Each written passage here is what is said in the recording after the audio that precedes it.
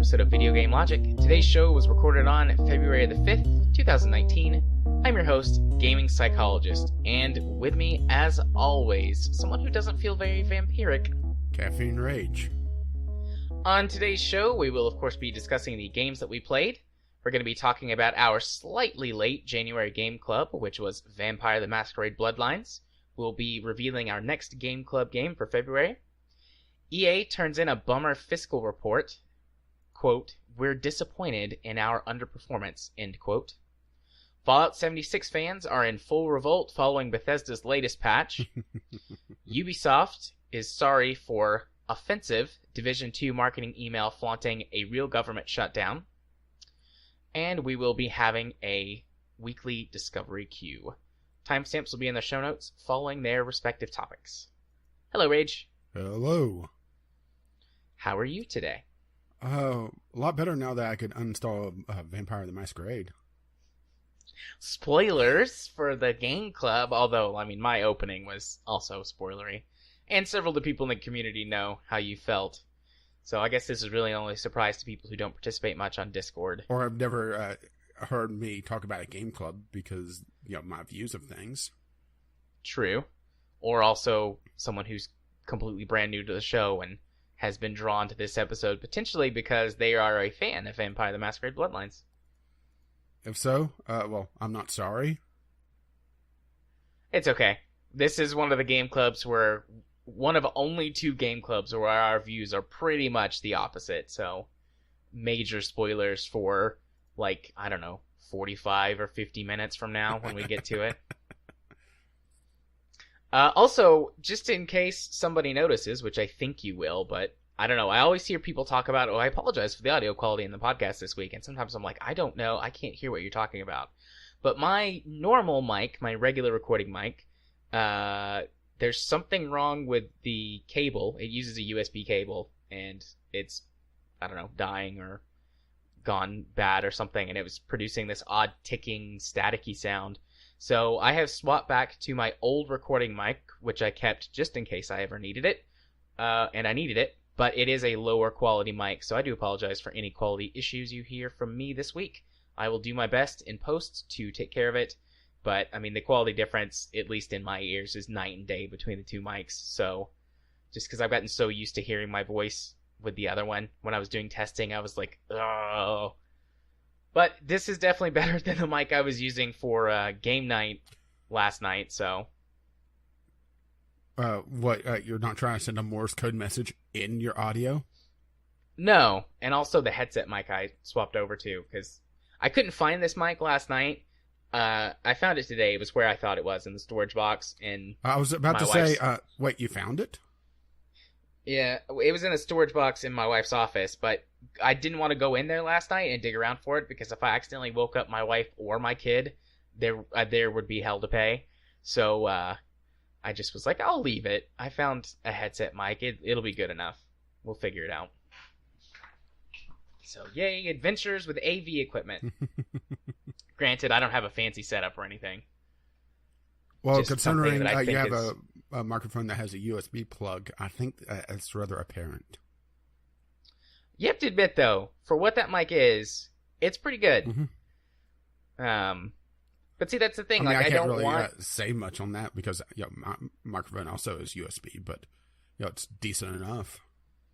Yeah, at least for this work.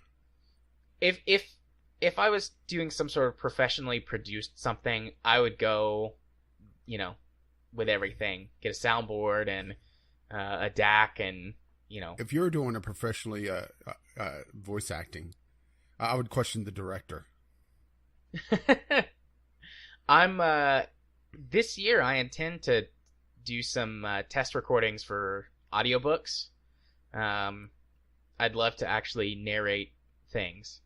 I can really get into that. I don't have like a huge vocal range, but I've got several different voices that I can do. And you pick this things one. like that.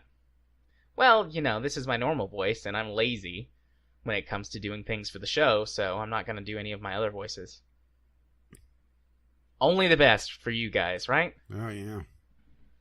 But that's something I'd like to do this year, but I'm not I don't intend to upgrade my setup for that. I think my current one is good enough. If they tell me it's not, then, so be it.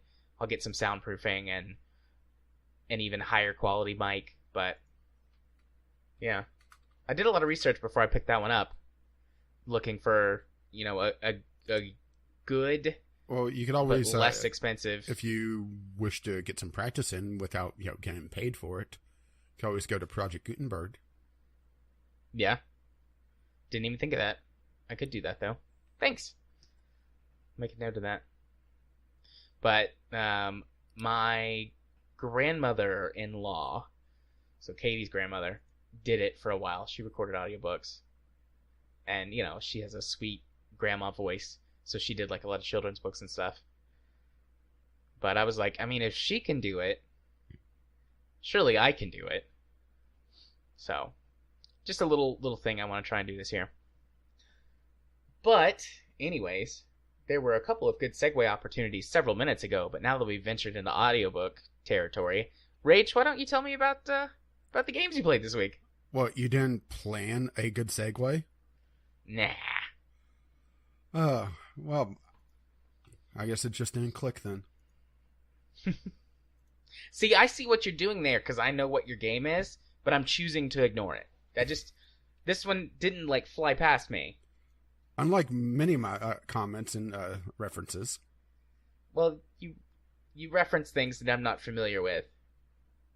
Damn kid. So, the first game that I played was Spaceplan. A auto/clicker with a story, which is weird to begin with.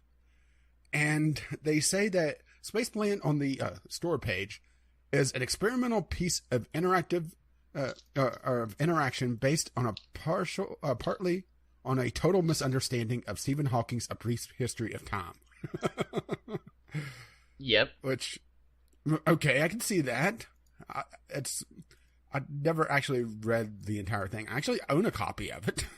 It's just I never read all of it. But this is such a weird game.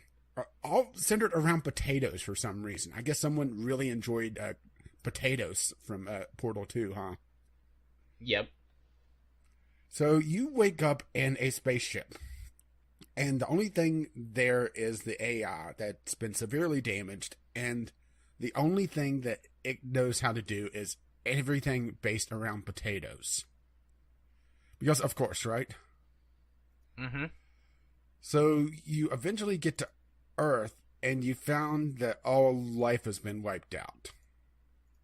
So the AI decides the best course of action on this, based on a misunderstanding of A Brief History of Time, is to go to the end of the universe via time travel to the point that a big crunch happens and essentially the universe reboots itself. Think like Futurama. One of their time travel episodes where they go through the entire timeline and come back and the universe resets, only the entire universe is 2 feet lower. Wasn't that the finale? I'm not sure if it was the finale. I know they've done time travel several times. Yeah, I've not seen all of Futurama. I've seen a bunch of it. But this was one of the older episodes, so it's not the finale. Okay. They may revisit it because, Futurama also loves self-referential humor. Well, who doesn't? And of course, this is going to be edited out, the long pause that I'm just leaving there awkwardly for you, but still. Yep, obviously. Anyways. So, Spaceplan, the AI decides, let's, I read this book one time, and I'm pretty sure I got the gist of it, so let's just throw everything into the sun, create a black hole, and time travel with it. And it works. They time travel, but they end up in an alternate dimension where the Earth is inhabited with potatoes. Sentient potatoes. And then things get weird very quickly. But the fact that it's a clicker game that, well, to pardon the term or phrase, clicked with me is weird to begin with because I typically don't like these games. I typically hate them, actually. Actively hate them. Yep. To be fair, I also cheated like hell on this because I rigged my mouse to do 100 clicks a second. Well, that's okay. But honestly, that wasn't even really required. That just cut down my playtime to just under the 2-hour mark. Didn't I get this game for you? Because I played it in late 2017, talked about it on the show, and there was a lot of stuff I purposely didn't talk about because I was like, look, this is a clicker game. Well, I stopped on the big twist, because there's a bunch of stuff after that. And you alluded that there was a big twist. Mm-hmm. And I got to what I thought was the end of the game. I was like, oh, okay, where's the big twist? Jared was saying that, it changes, and then the cutscene happens. Okay, mm-hmm. Okay, so there it is.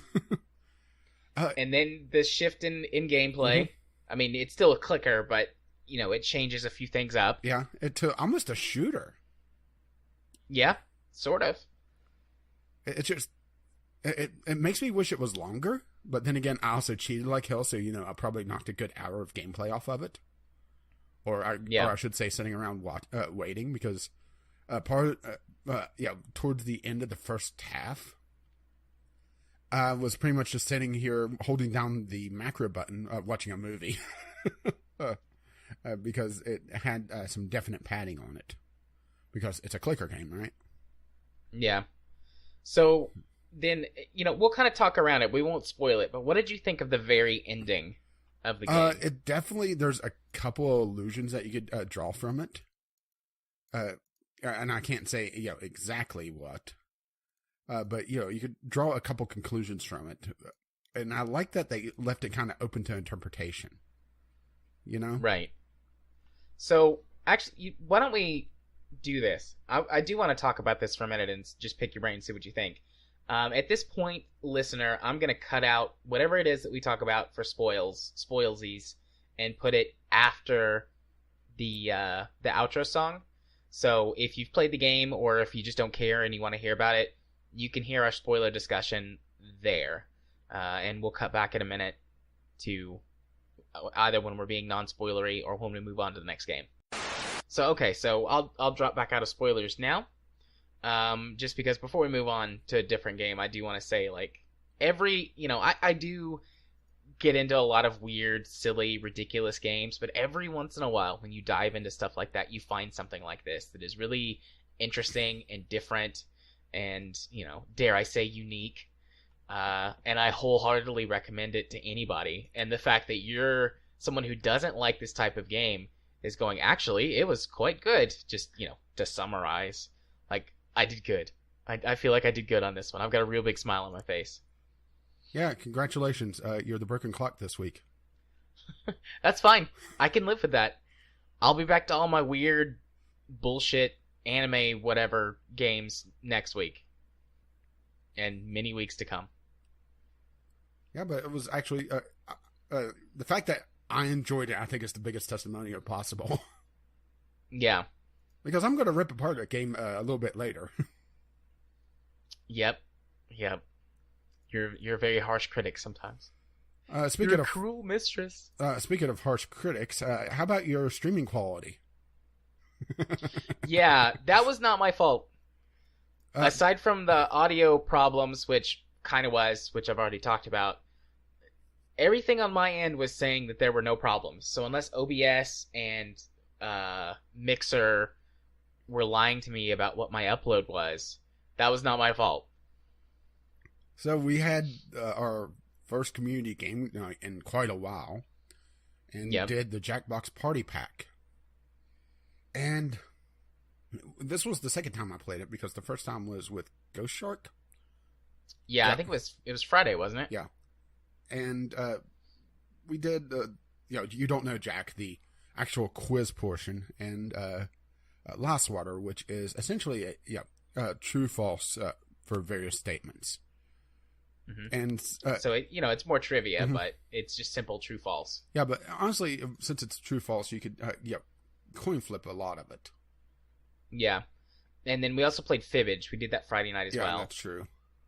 Which is, a statement is made with a blank in it, and you get to fill in the blank. And the idea is to create the best lie that people will believe is the correct answer.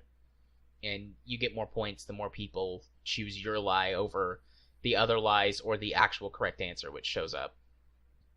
Yeah, and this is a party game, so in order to be able to play it, well, don't you have a phone? Do you not have phones? So only one person actually has to have the game and run it, and you can either stream it or play it, locally or whatever, and you just connect on your smartphone or tablet to essentially the server, the server, the dedicated server, because it all links into Jackbox TV's servers, and there's a 4-digit or 4-letter code that you have to enter to be able to log into the server. And for the first time around, it worked flawlessly. But there was just something going on where all the animations were sluggish. Or if it wasn't you, it was the stream itself dropping frames.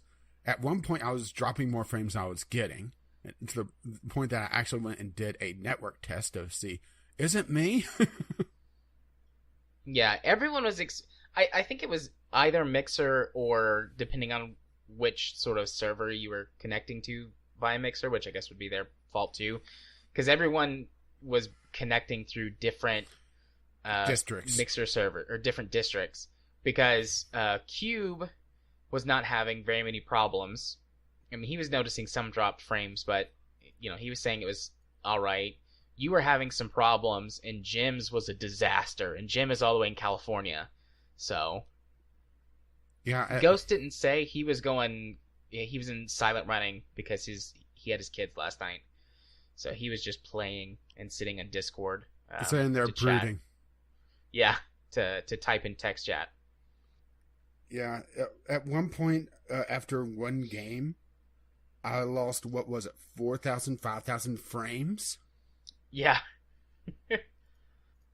Which were you running in 30 or 60 FPS? So I was running in 60. I was streaming in 60, and then later I changed it to 30 to see if that would help.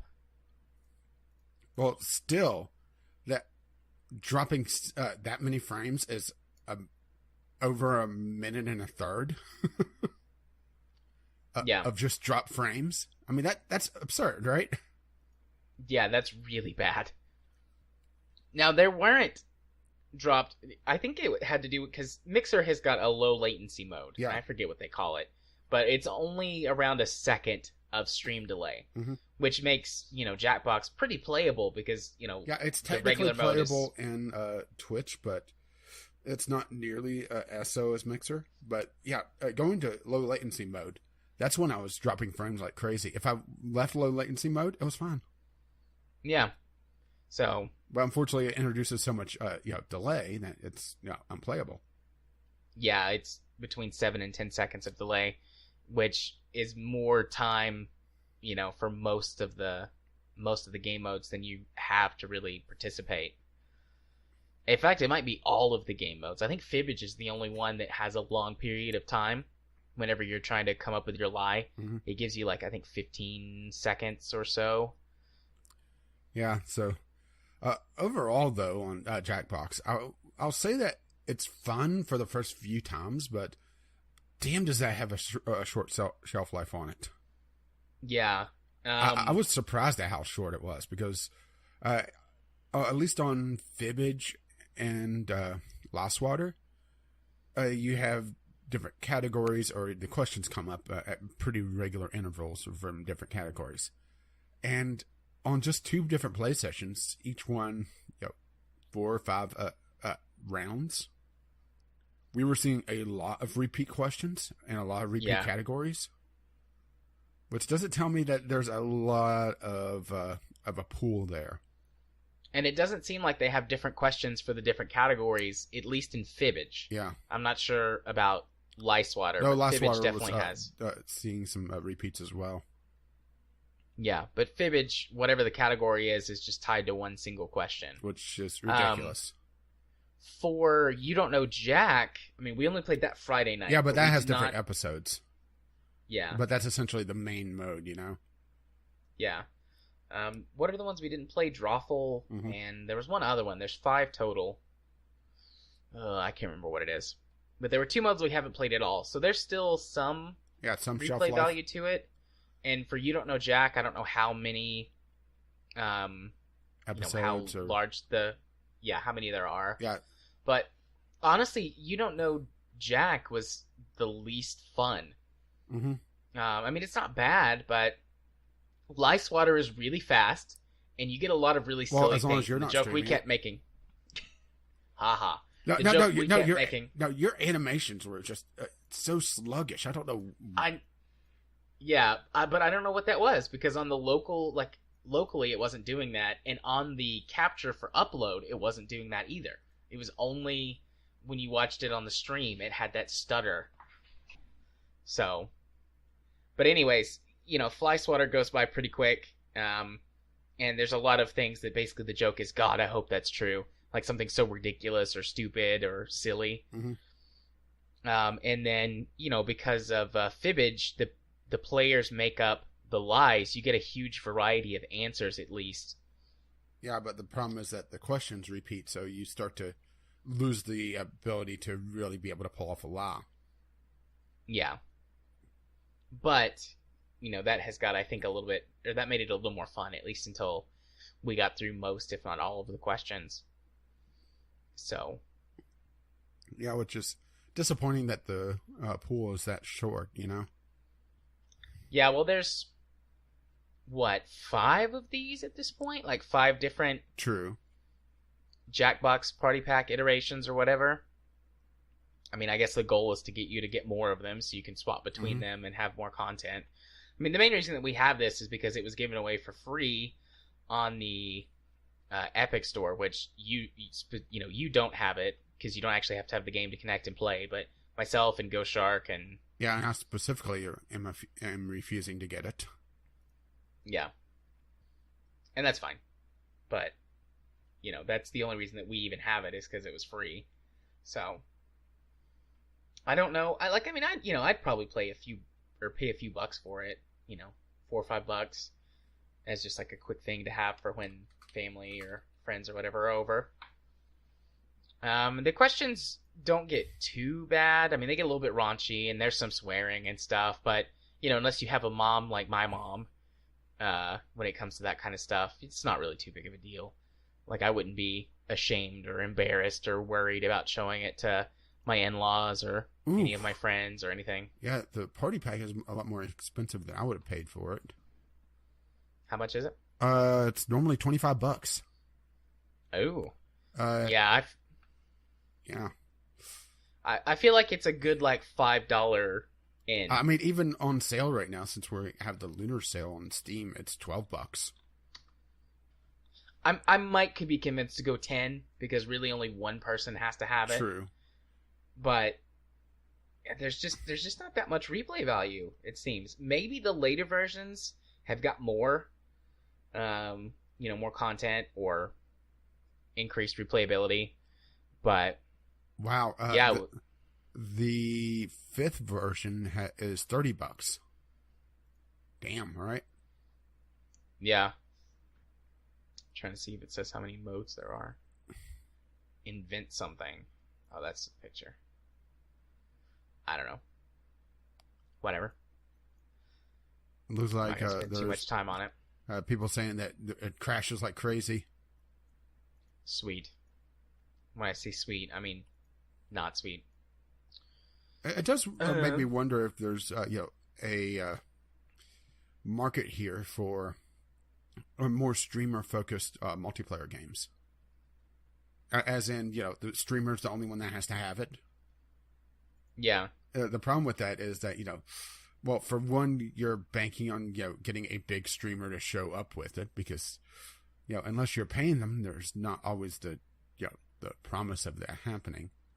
Also, you're banking on keeping your servers alive because, Jackbox has to host the servers. At least for, this. Yeah. And also, you're in danger of flooding the market if, too many do this because, there's only so many streamers or there's so many big enough that it would warrant a game like Lost Water that could have up to 100 people. you get into the Battle Royale problem. Yeah. Where it's not as interesting because you get one guy in there that knows all the questions.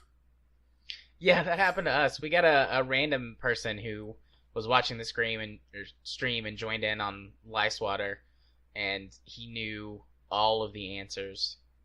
I assume just because he had played it a lot. He said in Discord he was just smart, but... Smart ass, maybe. Oh. Yeah, I was like, he got into a little bit of an argument with Jim. And I was like, fight, fight, fight, fight, kiss. I don't know. He hasn't shown back up on Discord today unless he's logged in right now. Oh, is that who I kicked? Oh, shit. I didn't do that. I meant to click... No, that was me. I clicked the general voice chat instead of the general... No, he's still there. Text. Yeah, it's Fender something. Formedros? Formedros? I don't know how to say that. That's his name. It's that one guy. Oh, wait, that's a different one. He chatted with me for a couple of minutes back and forth, just in general chat about streaming on Mixer and a little bit about a couple of operating systems, and then I went to bed, so... But yeah, at this stage, I don't have any problems with him, really. It's more picking, Yeah. And also picking on you for, I don't know what you broke. I broke the internet, apparently. That's fine. Because, that was just ridiculous. Anybody that wants to go back and just look at just how sluggish that was, just take a look at the end credits, and I think that says it all, right? Yeah. It was just like, tick, tick, tick, tick, tick. Hey, was it you who said the thing about the GIF? 15 versus 30 versus 60 FPS? Mm-hmm. Yeah. Yeah, it was real bad. Yeah, it looked like it was doing about 7. Thankfully, there's not... It was the perfect cinematic experience. Oh, touche. But yeah, I mean, I like it. I'm looking forward to playing it with like my in-laws, or the next time some of our friends come over for like dinner or whatever. Like, hey, check out this game. Playing it with them, that would be fun. It's not really good for 2 people. It's not something Katie and I could really play together. That's just the nature of the game. It is maybe the trivia. You don't know Jack, but none of the other games I don't think would work without more people. Yeah, which I'm not sure of the minimum number of players on any of the modes. I think it says 2 for most of them, but I don't think they'd be fun with just 2 people. It's one of those things, the more the merrier. Mm-hmm. Lots of board games are playable with only 2 people, but they're not as fun. So, yeah. I like it, but I don't really know if I have much else to say about it. So, moving on to your lone solo game? Yeah. Well, I've got 2 left. Derail Valley, which I talked about last week. I just wanted to quickly say, like... Oh, so you're derailing the segue. Oh, yeah. So, talked about it last week. Brought up, a bunch of issues with it that I was like, if they just fix this stuff, I could recommend it a lot better. So we record on Tuesday night. On Wednesday, they updated the game, and they were like, hey, we've been hearing community feedback about the non-VR players. You're welcome. Being unable to teleport. So they added that. It's more simplified. You can only teleport to the nearest station, but it teleports you to the nearest station and spawns a train for you that you can drive, because not all of the stations have the diesel engine, which is the only one you can drive at the beginning until you get the license for the steam train. And then they also fixed the problem with trains, or with loaded train cars just derailing, at the slightest anything that's, even 1 mile an hour too fast, or, going across a bump or something. They said it was an issue with collision mesh issues, and it was like causing the physics to go crazy, and it would bump the train cars off the track if they connected with each other too hard. So they fixed that, and I have played it quite a bit since with my kid, maybe between 2 and 3 hours this past week, and it's a much better experience. So still pretty bare bones. if you want more than just, hey, I'm going to drive this train around in first person and make a little money and do a little exploring. Like, if you want something more than that, it's not there. Still sort of a pretty, like, train enthusiast-centered game. But, I mean, they fixed the two biggest problems it had, so yeah, I could now recommend it as, like, just a general curiosity if you see it on sale for a few bucks. And then if this is something that you're into, but you don't have a VR headset, well, that's okay. It now has some more quality of life features for the non-VR folks. So, yay! The other game, though, that I played this week, the big one, was I played the Anthem demo over the weekend. And boy, do I like this game. I like it a lot. So, I'm a big fan of the looter shooter. I really enjoyed the first Destiny, before they ruined it with the business model. I really liked the Division. I mean, I still like the Division. I picked it up, cheap a couple of years back now at this point, I guess. Played through a bunch of it with people on here in the community. Really enjoyed that. So, and I've been looking forward to Anthem for a long time. I mean, the idea of flying basically Iron Man suits around in a looter shooter open world with BioWare on it, initially I was like, ooh, but, I have reservations, which I'll talk about in a minute. But, I've been looking forward to it for a while. My biggest fear has always been, like, EA is going to cram it full of loot boxes or do crazy microtransactions or really wreck the progression of the game. And the demo, at least, doesn't have those problems. Now, the demo is split off from, I think they said it was from the last build in December, right before the game, air quotes, went gold for distribution on consoles.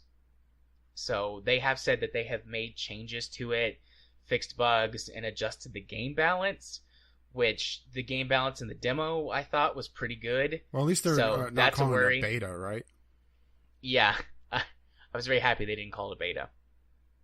But, so that's got me nervous, because I feel like the game is very well balanced around just playing.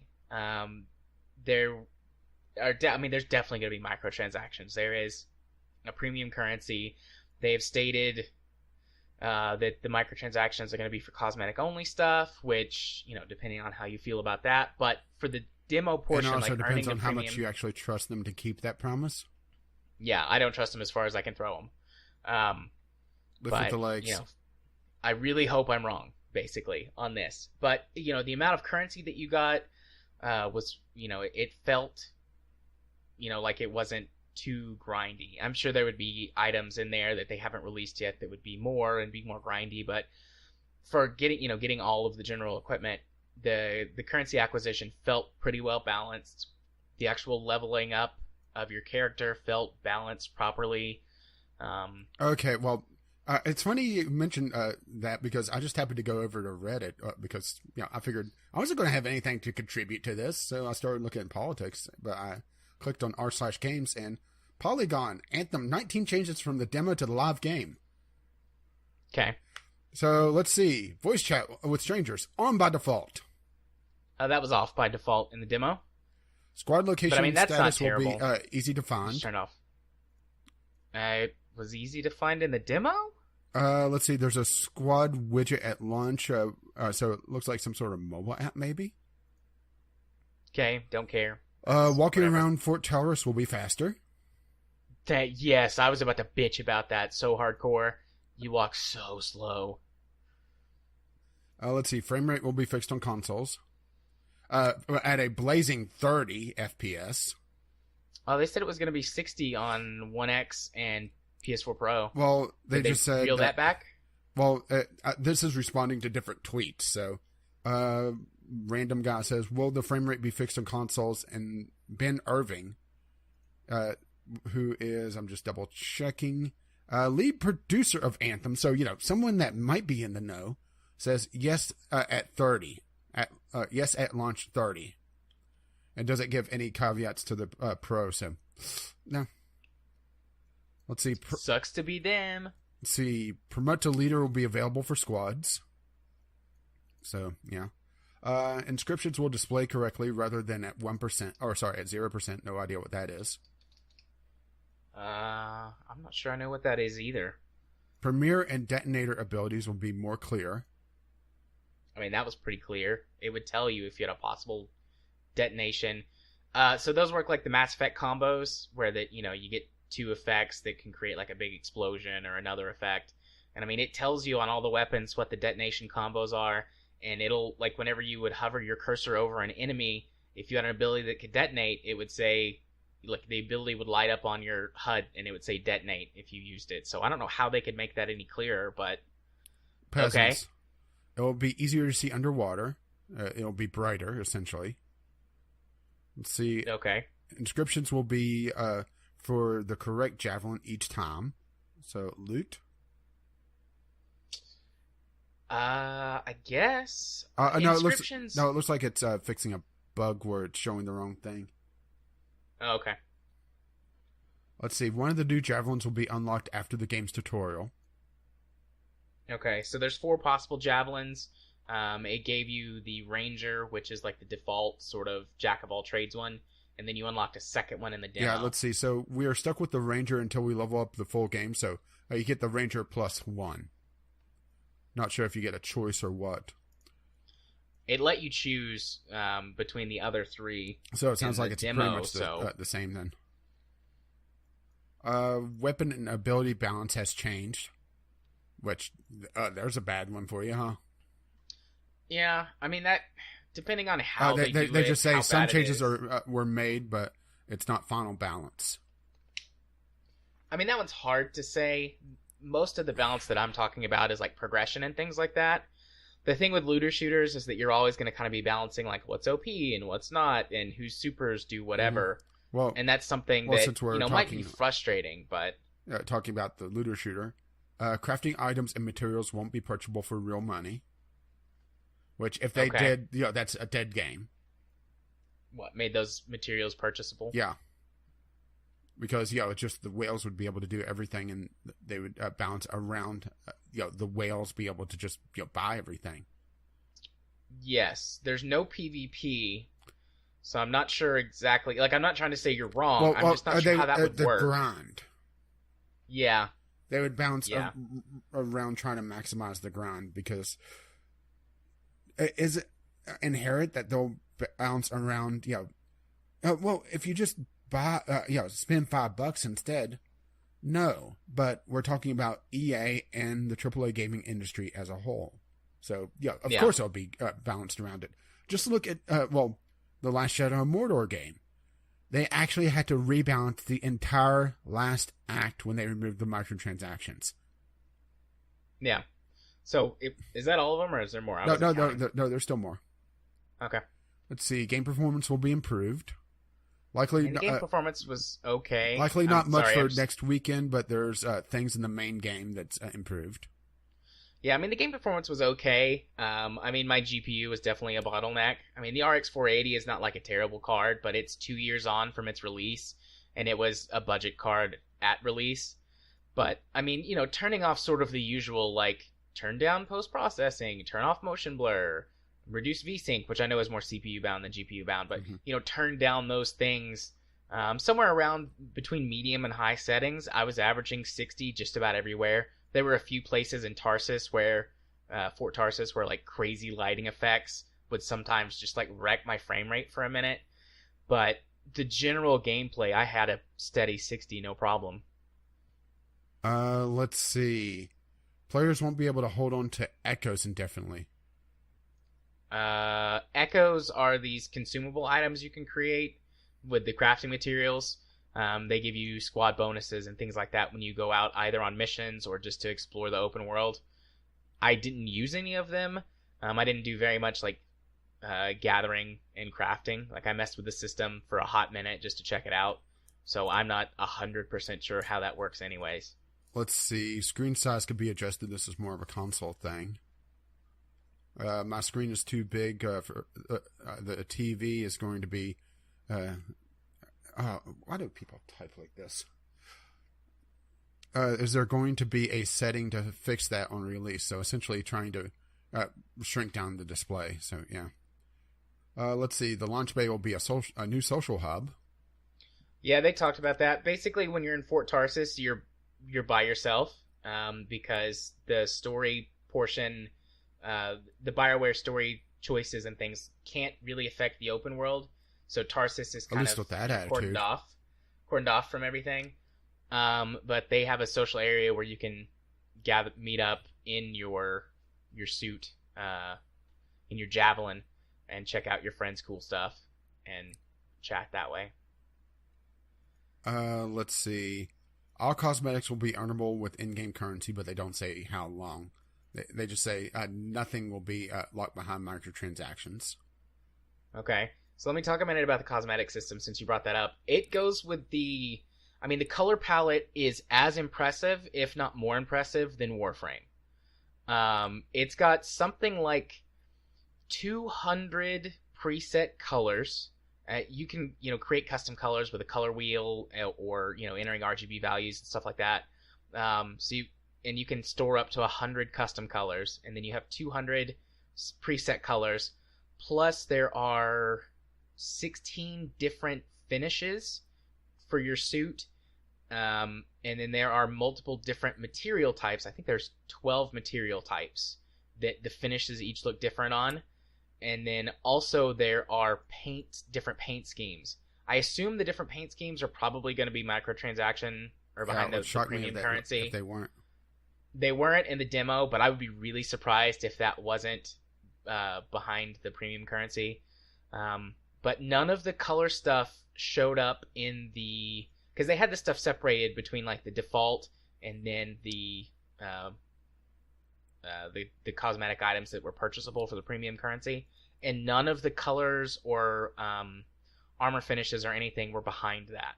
So there is a massive amount of customization you can do to your suit. I mean, as much, if not more, than what you can do in Warframe.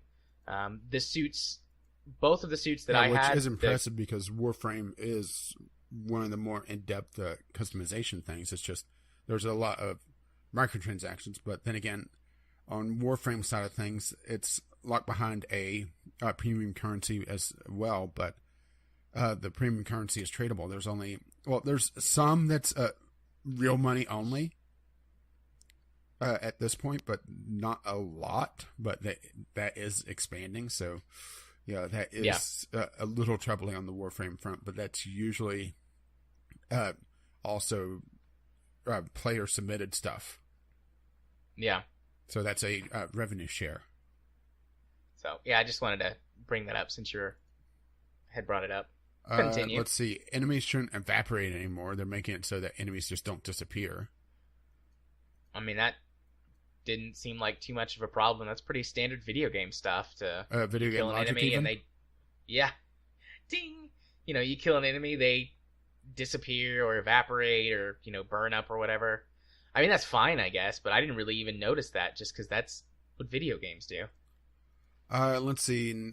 Factions to work for. We've talked about reputation changes. No. Okay, anarchists, free lancers, centenars, and represent the factions currently in Anthem. Doing missions and making conversation choices during the free play events all give you specific points towards each faction. Getting those points applies to challenges which unlock crafting blueprints and other goodies. They also change the look of your personal Fort Talis, so the factions actually do something? I don't know. All of that content was not available. Like, you could go up and talk to the faction leaders, and you could have some basic conversations with them, but anything for, like, missions or the special equipment or whatever was grayed out, and it would say, this content is not available in the demo. So I have no clue.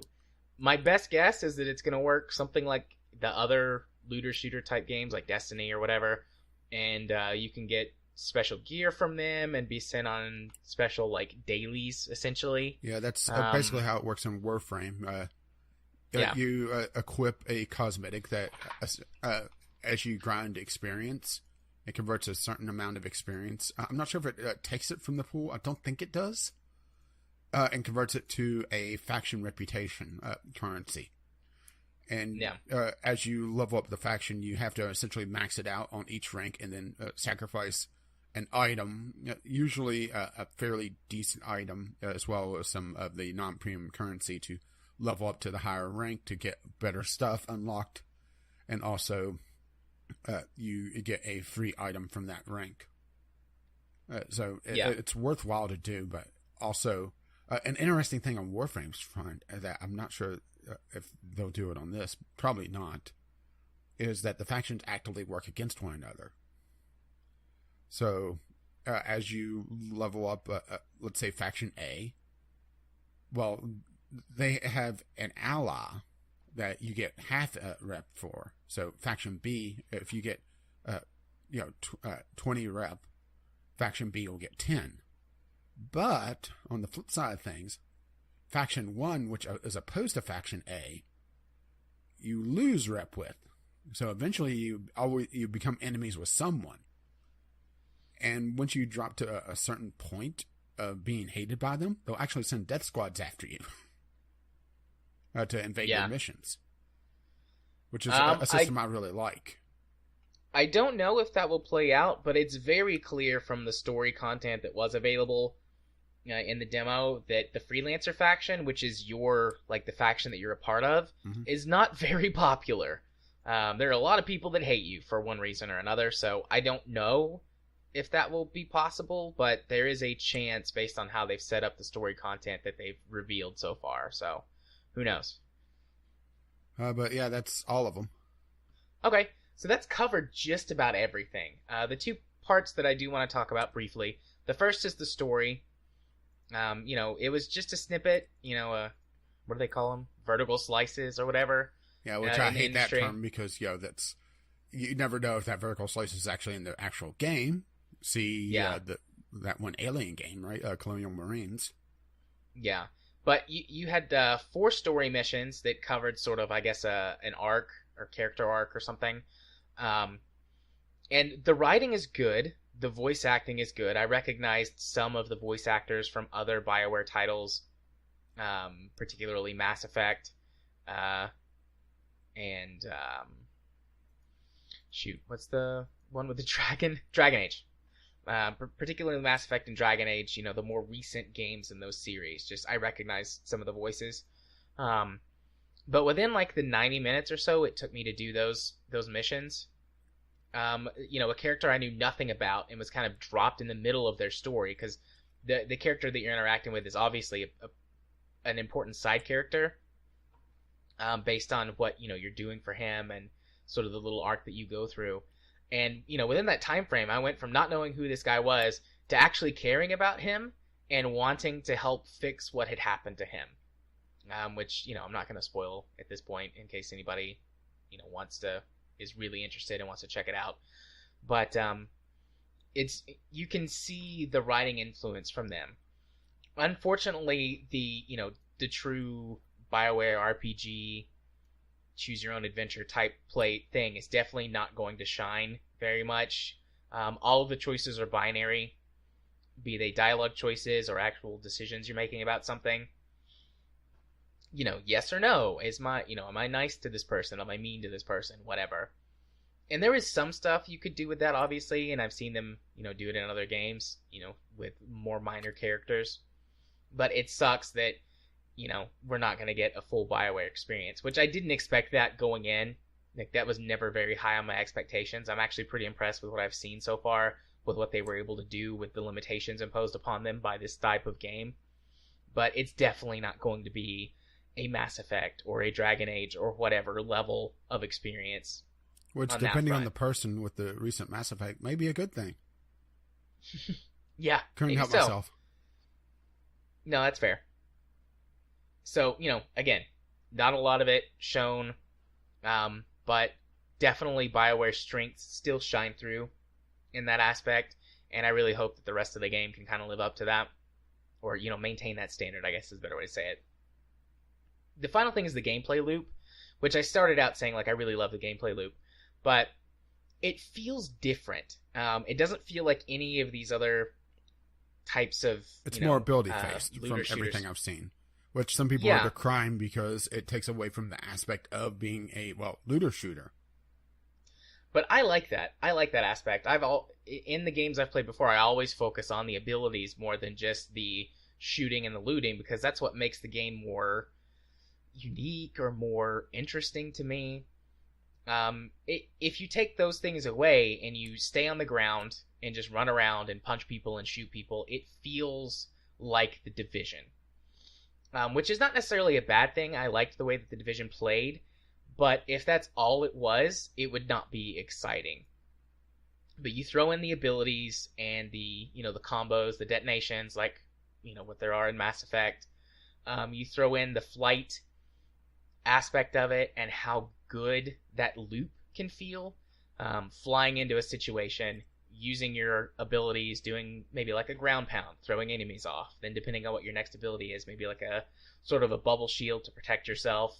Then throwing out an elemental grenade, maybe fire, and then your teammate throwing in a lightning grenade and it creating, an elemental explosion. Or for me, playing the Colossus, like that's definitely my preferred class out of what I checked out and what I know about the other classes. The Colossus has got roughly 10 times the health and 10 times the shield of the other classes, but you don't have your shield is an ability. So you pull your shield out. When you pull your shield out, you can't shoot, but you can still use other abilities. So the Colossus is designed around pulling aggro. So, drop into a situation, do like a massive ground pound, get people off balance, then deploy your shield, pull aggro on all the enemies, get them in a line or something for your teammates, swap to your artillery cannon or your mortar, blow them away maybe, fly up, get a new position, do it again. It's all very quick, very fluid, and comboing those abilities either with your own stuff or with your teammates just feels perfect. I love it. So, as long as they don't wreck, I'm gonna wait. I'm speaking highly of this game, but as I said before, it's a build that they have from December. We just spent some time talking about changes that they're making, particularly to balance, and talking about, the microtransaction system. Depending on how they go with it, I could see myself either buying and embracing this game or just throwing it out the window. Like, if they put loot boxes in, I'm out. I don't care. Whatever. I'm out. I'm not going to do that. If they really wreck the gameplay progression balance in favor of microtransactions, which I don't trust them to not do that, depending on how bad it is, you're just going to have to wait for reviews and things. Depending on how bad it is, I might be willing to go in on it at a certain price point, maybe down the road when it's, the expansion content is included with the base game, or when it's on sale at some point. I might be willing to go into it for that. If it's way too exploitative, way too grindy, I'd still be out. I just don't have time to dedicate to that. If the game released, today, as it was in the demo, just with the rest of the content, I'd buy it right now. I liked it that much and felt like that the gameplay balance and everything was fair. So basically it's on them at this point to how much are they going to muck it up. How much are they going to get in there and sort of turn the dials to try and maximize, player spending and things like Getting that. all the money. Yeah. And if it's too much, I'm not going to buy it. But if it's, they don't mess with it at all, or if they just tweak it a little bit, I'd be willing to buy it at certain price points in the future. So it'll probably be like I think you said this when we were just chatting before we started recording. You kind of have to wait like a month or so. Yeah, because that's the new thing is that they release the gold version. Then they roll in all the microtransaction bullshit after the reviews come in. Which is just so fucking scummy, isn't it? Yeah.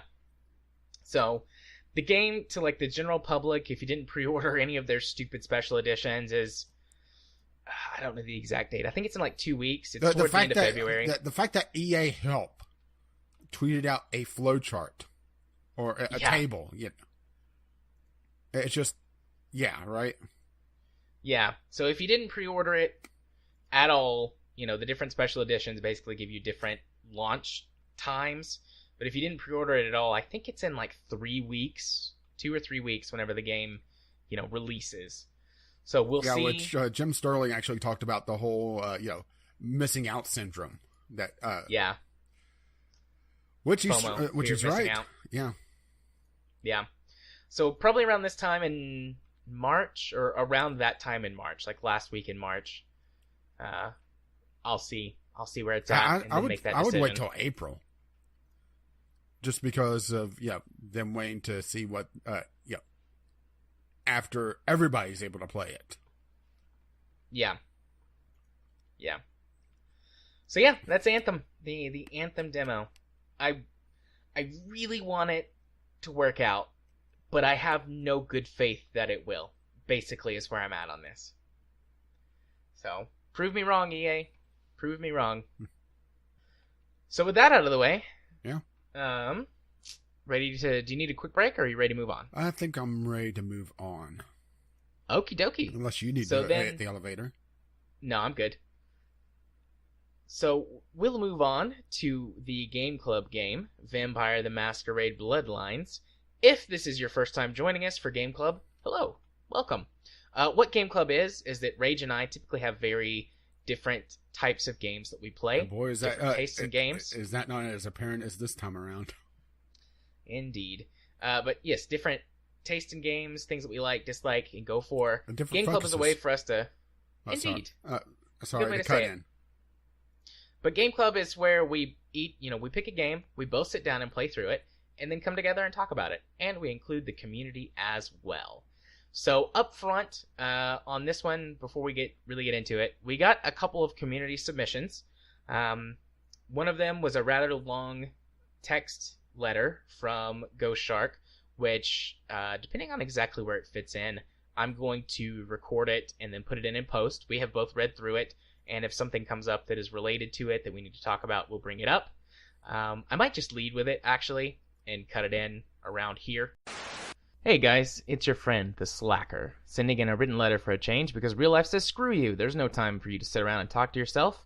I had promised I would send something in for the VGL Game Club of the Month, so here it is. Coming under the wire a bit, but hey, better late than never, or in this case, almost late is better than not at all. Anywho, on to the game. Before I discuss what I thought about the current playthrough, I thought I'd delve into history a bit. As some of you are aware, Vampire Bloodlines was a sequel of sorts, the first game being an RPG similar to Baldur's Gate series, only in full 3D. First released in 2000, it's the story of a knight in the Middle Ages, Christoph, who was turned into a vampire, and his sudden inclusion into the vampire society. It took place over centuries, with several locations being featured. You'd venture through Prague and Vienna shortly after Christoph's embrace. Then the story shifts to modern day, and you visit London and New York. All the while, you learn the early origins of the lore that exists in the Bloodlines games. Unfortunately for me, I suffer from a short attention span, and while I love the game and story, there was something missing for me to really get stuck in, so I never managed to complete it. Not really a mark against the game, it's just something that I've struggled with since I've begun gaming, and it's why I have yet to finish any old-style RPG like that, like Baldur's Gate or early Fallout titles. Which brings me to the first point I'll make about Bloodlines. There's something about the combination of the story and the way it was delivered that kept me engaged. It's also what keeps me coming back every few years to take another crack at it. With Bloodlines putting you right into the action rather than showing you a view from above, it makes your choices feel more visceral and direct. The game managed to grab my attention from the beginning, and I enjoyed the strange balance between combat and social abilities, and how the difficulty could ramp itself up depending on your choices. Of course, that could lead to several hard situations if you didn't keep some sort of balance, but that's a whole other issue. Bloodlines came out in 2004, right in the middle of my first deployment in Iraq. It was on my radar well before release, because that was right around the time of my first major dabbling into tabletop RPGs. We had a little group that played a few sessions of 3.5 D&D before collapsing, and I had a friend who had promised to start up Vampire once we got back to Texas. I was actually home on leave when it released, but never really had time to install it before heading back overseas. Thanks to my brand new gaming laptop, I was able to pick up back home though, and I was eventually able to enjoy the game during my off hours and managed to bang out a few hours a night between work shifts, mortar attacks, and the occasional Halo 2 practice match. I say eventually because since I hadn't been able to install and set up the game prior to returning to Iraq, by the time I was able to get settled back in at main base and get Steam working and connected, I was met with an update that took about 4 days on the local Haji internet. Fun fact, Bloodlines 3 was the third game in my Steam library, the first being Half-Life 2, second being an indie title called Gish, and if I remember correctly, I banged out a full playthrough while in country, and over the years have gone back to the well several more times to reminisce and try the game from other clans and playstyles. My first and short-lived attempt at the game was the Brewhawk clan. I had figured that there was nothing that couldn't be solved with a punch to the face or some bullets. I drastically underestimated the power of social interaction in the game and realized I missed out on some fun story bits, so re-rolled a character after a few hours. Enter my Ventrue character, and the first person I managed to beat the game with. It was interesting being able to screw with people's minds and order them around, but by the end I found myself basically scrounging every bit of XP into combat skills just to catch up to be relevant when words and wits weren't enough to solve situations.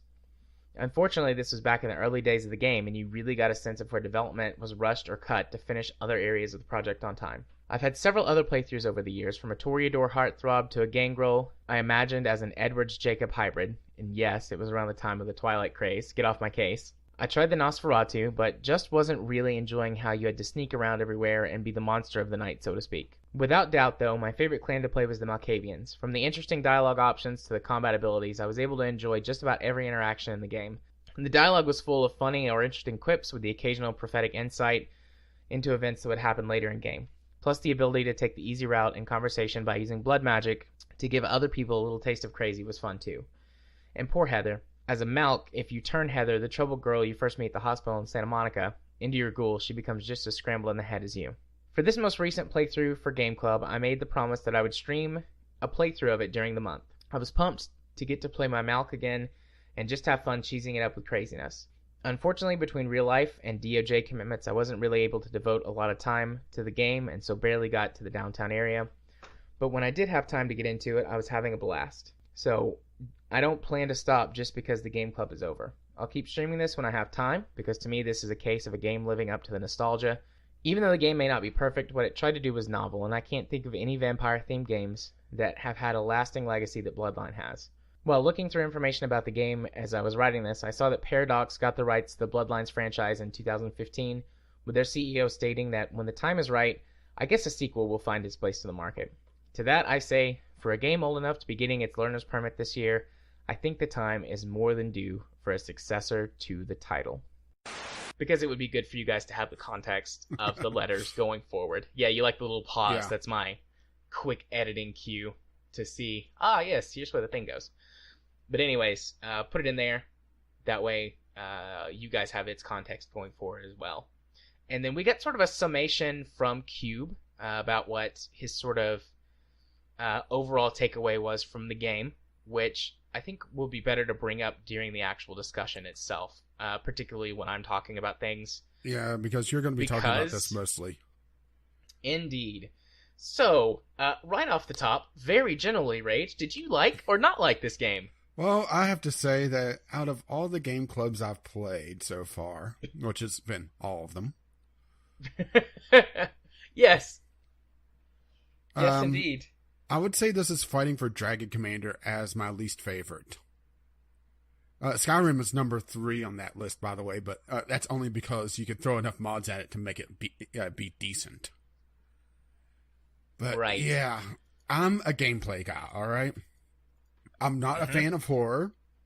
I'm not a fan of stealth games, and even though this does have the option to not be stealthy, it kind of really pushes you into at least somewhat stealth in the very beginning, because you're just not strong enough to do anything else, and you don't have the stuff to be able to do go toe to toe with a lot of things. So, yeah, that's 2 strikes against it right away. Then, what's the proper term for this? Some really, really weird choices on just how the controls are mapped, especially the weapon swap. Because I decided, I'm going to go do just complete default controls. I'm not going to change anything. This ought to give you an idea of how odd things are. I didn't know there was quick save, because typically quick save is F5, in pretty much every game ever. It's F9. Yep, I told you that over the weekend when we were talking about it. Yeah, F9's usually quick load, so you don't hit that, right? Yeah, F9 is quick save and F12 is quick load. Yeah, to change weapons, you start hitting F1 or F2 to switch between melee or ranged, and then you have to cycle through them, and then I believe it's left click to be able to draw them. So in order to do that, Okay, now, the developer's keyboards may be slightly different, but for me, I have to take my fingers off the movement keys. And typically, whenever I'm wanting to swap weapons, that means shit's going down. Right. Am I the only one that's seen a problem with this? I got killed a couple times because someone was charging me with a melee weapon, and I had my pitiful little pistol, which I figured out why I didn't have the shotgun, by the way. The shotgun, I believe you get from that side quest on the beach. That actually bugged out for me, and I didn't get any of the loot from that. Oh, okay. The one where you go up like to the hill. Yeah. No. Yeah. Yeah. That bugged out. I got nothing in that. Oh, okay. Everything dropped through the floor, and every time I reloaded it, it dropped through the floor out of reach. And I didn't bother with the console. So, yeah. That should tell you, my experience with things. I mean, I got stuck indoors a lot. I got stuck trying to get into a air vent half a dozen different times. It just irritated the ever-living fuck out of me. What rate or what class or race or clan, whatever, what clan did you play? Well, whenever I did the character creation, at first I did the questionnaire, and every time something that says, you'll face them, or you'll go in and beat the ever-living shit out of them. I took that. So, of course, it gave me the stealth class, the Nosferatu. Is that the one that you actually played? No. Okay. No, because I was going through the tutorial, and they started talking about, you're going to be having to play stealthily. You're going to have to be going through the sewers. You can't be seen by the general public. Nope. So let me just... Sorry. So I ended up... it's the one that starts with a T, the Toblerone? Wait, that's a Toreador? Yeah, that one. That's the one that I played. Okay. So let me... Just for anyone who's listening who hasn't played Vampire, there are, I believe, 9 different... There's 5 different clans, and then there's a bunch of different histories that affects your character. I did like the character creation. There are things in this I like, by the way. I didn't hate everything. Yeah, so there's basically 9 different classes that you can play, and each of them have, their various special abilities or whatever. The 2 that I was told don't play for the first time are the Nosferatu, which look hideous and immediately give away that you're some sort of mutated creature. So whenever people see you lose a point essentially your brownie. Yeah, a point in the Masquerade, which if you lose 5, it's game over. Right. Or the Malkavians, which have contact with the demon world or something, but basically they see things almost like they're schizophrenic. And so the dialogue doesn't make any sense if you're playing through it the first time. You get all sorts of stuff thrown at you that foreshadows future events, and characters interact with you differently, and it makes it really difficult to understand anything on the first playthrough. So those 2 I was told by Ghost and Cube, don't play those the first time. And I was like, well, I want to be a character who's really good at communicating with people, and I want to do a bunch of dialogue based stuff. And they were like, you should probably be Toreador. So that's what I went with. Yeah, but then late game that kind of falls down, huh? Yeah, so this game suffers from the what I have dubbed the wedge effect. You start out at the beginning, there's tons of stuff to do, ways to do everything, and the farther you get in the game... That's when your underwear rides up, right? Heyo.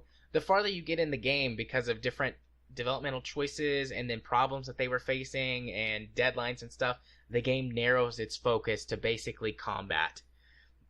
And Toreadors, unless you balance them out on purpose, you're leaning much more into all of the different charisma type stuff and into the more intelligence, dexterity based things for sneaking to avoid combat, and then communication to bypass as much stuff as possible.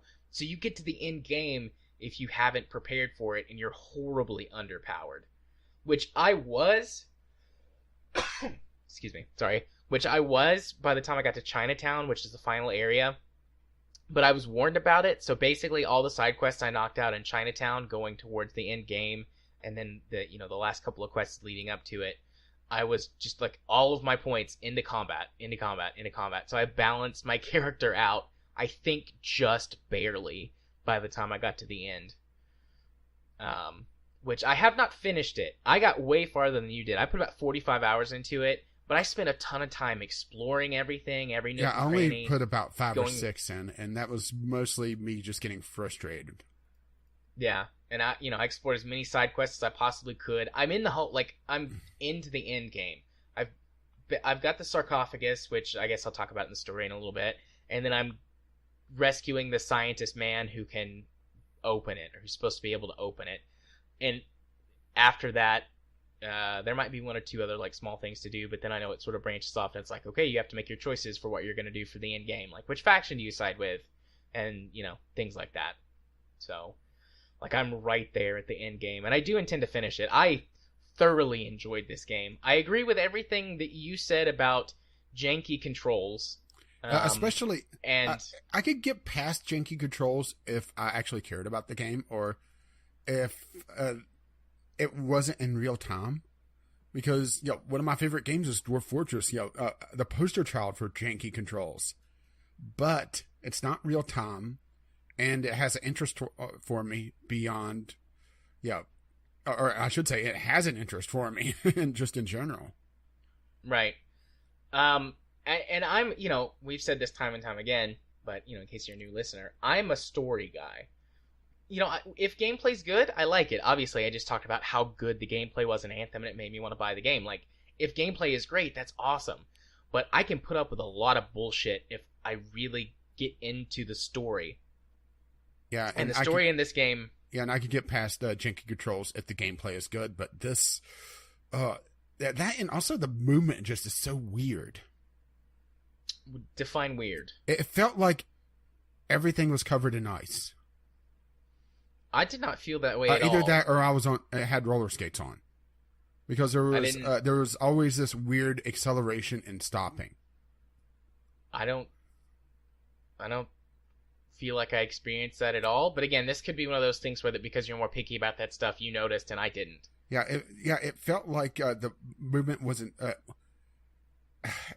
Saying that it wasn't fluid enough isn't quite right, because there was a type of acceleration that felt a bit more realistic, but it's like you were constantly running at a full sprint, even though your character didn't look like it, which comes down to the whole animation problem as well that the game kind of presents itself with.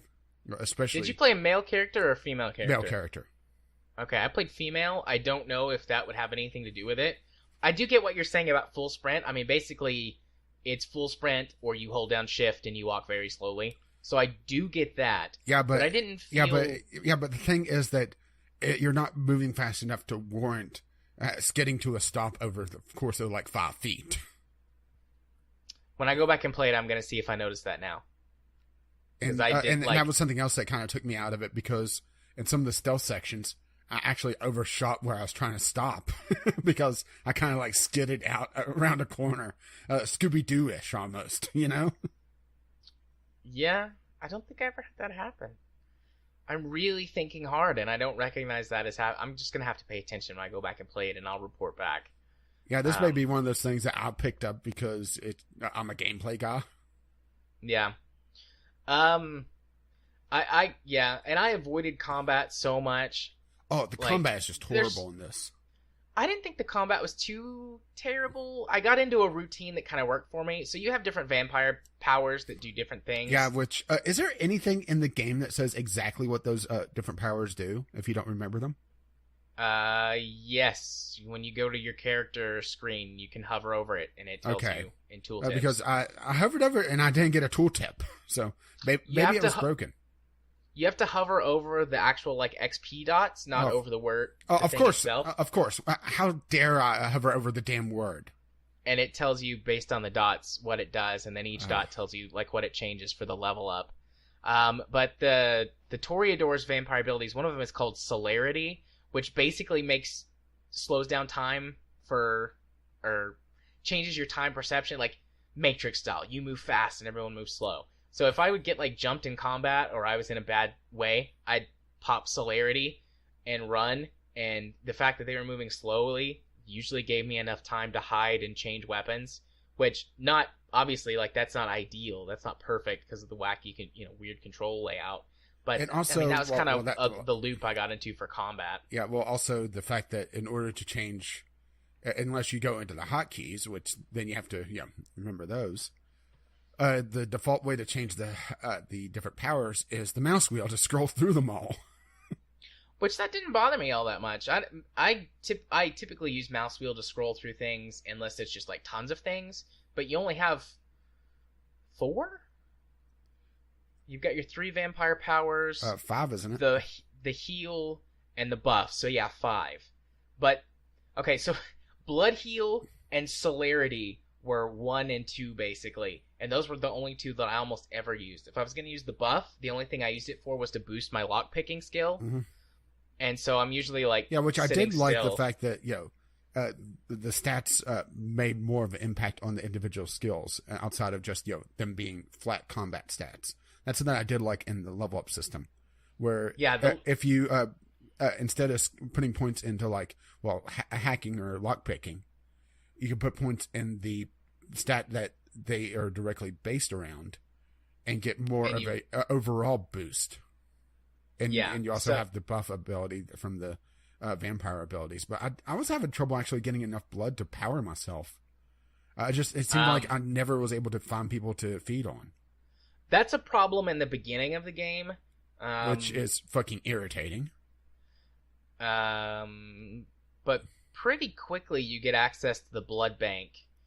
I pissed him off. Yeah, I did too. You can also hookers. Hookers are a good way to get blood. Yeah, but then you start running into a problem with money. Yeah, money becomes a non-issue after the early game. Again, that's one of those things. Like, it's early game constraints that I felt like were teaching me how to use my powers sort of efficiently. Well, I think it's more of I was getting hung up on the gameplay, and honestly, I didn't give a shit about the overall world or the themes of it. I found it's not that I think the game itself is horrible. I do recognize that there's glimmers of a better game under the first rough 5 or 6 hours that I just got stuck on. It's just, for me, the game is about the worst game you could throw at me possible. Yeah, I mean, that's fair. That's fair. Because all of the things that this game is the worst at and that have aged the worst over time are the things that really frustrate you as a gamer or as a game player. Yeah. Whereas those things don't quite bother me as much. So I was also I'm an older gamer than you, so I've seen the evolution. Well, I mean, I was playing. Let's see, this came out in 2004. I mean, I was in high school in 2004, which I know, I'm young, whatever. But I was playing, games like this, and had been playing games on PlayStation, and I was starting some PC gaming around this time. I was playing a huge swath of games, and going forward, I've seen the evolution of this. There's things that stick out to me that feel very much like maybe Elder Scrolls borrowed them, or maybe they borrowed them from Elder Scrolls, maybe from Morrowind, and then were iterated on in Oblivion or whatever. But I see those things, and I can see the evolution of the game mechanics. Well, I just look at this, even comparing it directly to Half-Life 2, which are released on the same day and under the same engine. Yes, I realize and we're talking native support with the engine versus them working with essentially a prototype. But the gameplay is just so much crisper in Fallout 2. So it's not the engine or even the age of the game. It's just them not knowing how to handle it because it was Source was a brand new engine at the time. You said Fallout 2. Did you mean Half-Life 2? Half-Life 2. Sorry. Okay. No, it's fine. I'm sitting on the Steam homepage, and I'm seeing Fallout here. There are some things I like about the gameplay, though, that I wish that more modern games had. For example, I know that it could come across as tedious, but I like that whenever you go to do stuff on a computer, you have to type in the commands you want, like an old command prompt or DOS line system. I liked that. I was like, okay, that's cool. That's neat. I can get into this. In bits, I think it would be all right, but doing it for long term, I think it would get very old. And also, there's a slight problem with being able to do that on a console. Yeah, that's fair. But, I mean, we weren't playing on consoles. So. Well, I'm talking about modern games. Modern games have to consider the lowest common denominator. Yeah, fuck those guys. Shitty peasants. Look at me on my PC high horse. But, no, I liked that. And there were plenty of computers in the game that it felt appropriate for as well. Like, there were lots of computers that I think you would still see in certain applications back there, like Commodore 64s and, machines that clearly would be running on DOS or, MS-DOS or maybe, Windows 3, that era of computers in certain areas that you go to. I mean, you get, in your second apartment, you get a really nice computer. I think you got a laptop in your first apartment that wouldn't quite make as much sense with. But I thought that was a nice touch. So that was something that really, really stuck out to me as being like, oh, I wish that details like this were in more modern games. And there's lots of little details. At first, I was annoyed by the fact that there's no on-screen map or anything. There is a map. Well, yeah, I know there's a map you can go to. You can go to the bus stops and you can look at the maps on the bus stops. But which initially I was interesting immersion choice. Yeah, that was it. That was about what I was about to say. Like, that is very immersive, and I kind of miss some of those aspects in more modern games where it's like, oh, here's the marker that tells you exactly where to go and exactly what to do. And there were times when that was frustrating, and I had to go online and look up like, what the fuck am I doing wrong? And sometimes I would find that the game had just bugged out, and I would have to reload an earlier save to get through. But there were also times where I was like, oh, why didn't I think of that? Yeah, some of the detective work in the opening area was very well done. It's just I was so frustrated by the gameplay. I didn't get to finish the storyline or the quest line, but finding Lily is a good example. I finished her quest because I pissed off the blood bank guy. Yeah, and doing the detective work for her, to find her was, actually probably my favorite experience out of it. It's bookended by just so much utter frustration, because to give you an idea of something that I went through on that was part of that, or I don't think part of it, but part of that particular quest line. But I ended up going upstairs in the clinic where she's being held, and whenever you go up there, you run into a security guard wandering around. All right, fine. Well, I'm a toreador, so I have the ability to essentially talk my way out of a lot of situations. So I said, oh no, I'm supposed to be here, and he says, okay, well, see your way out. Well, I go start poking around there, and I'm starting to get hungry, so I save and quit out of the game to go eat dinner. Come back, load in. The guard's pissed with me.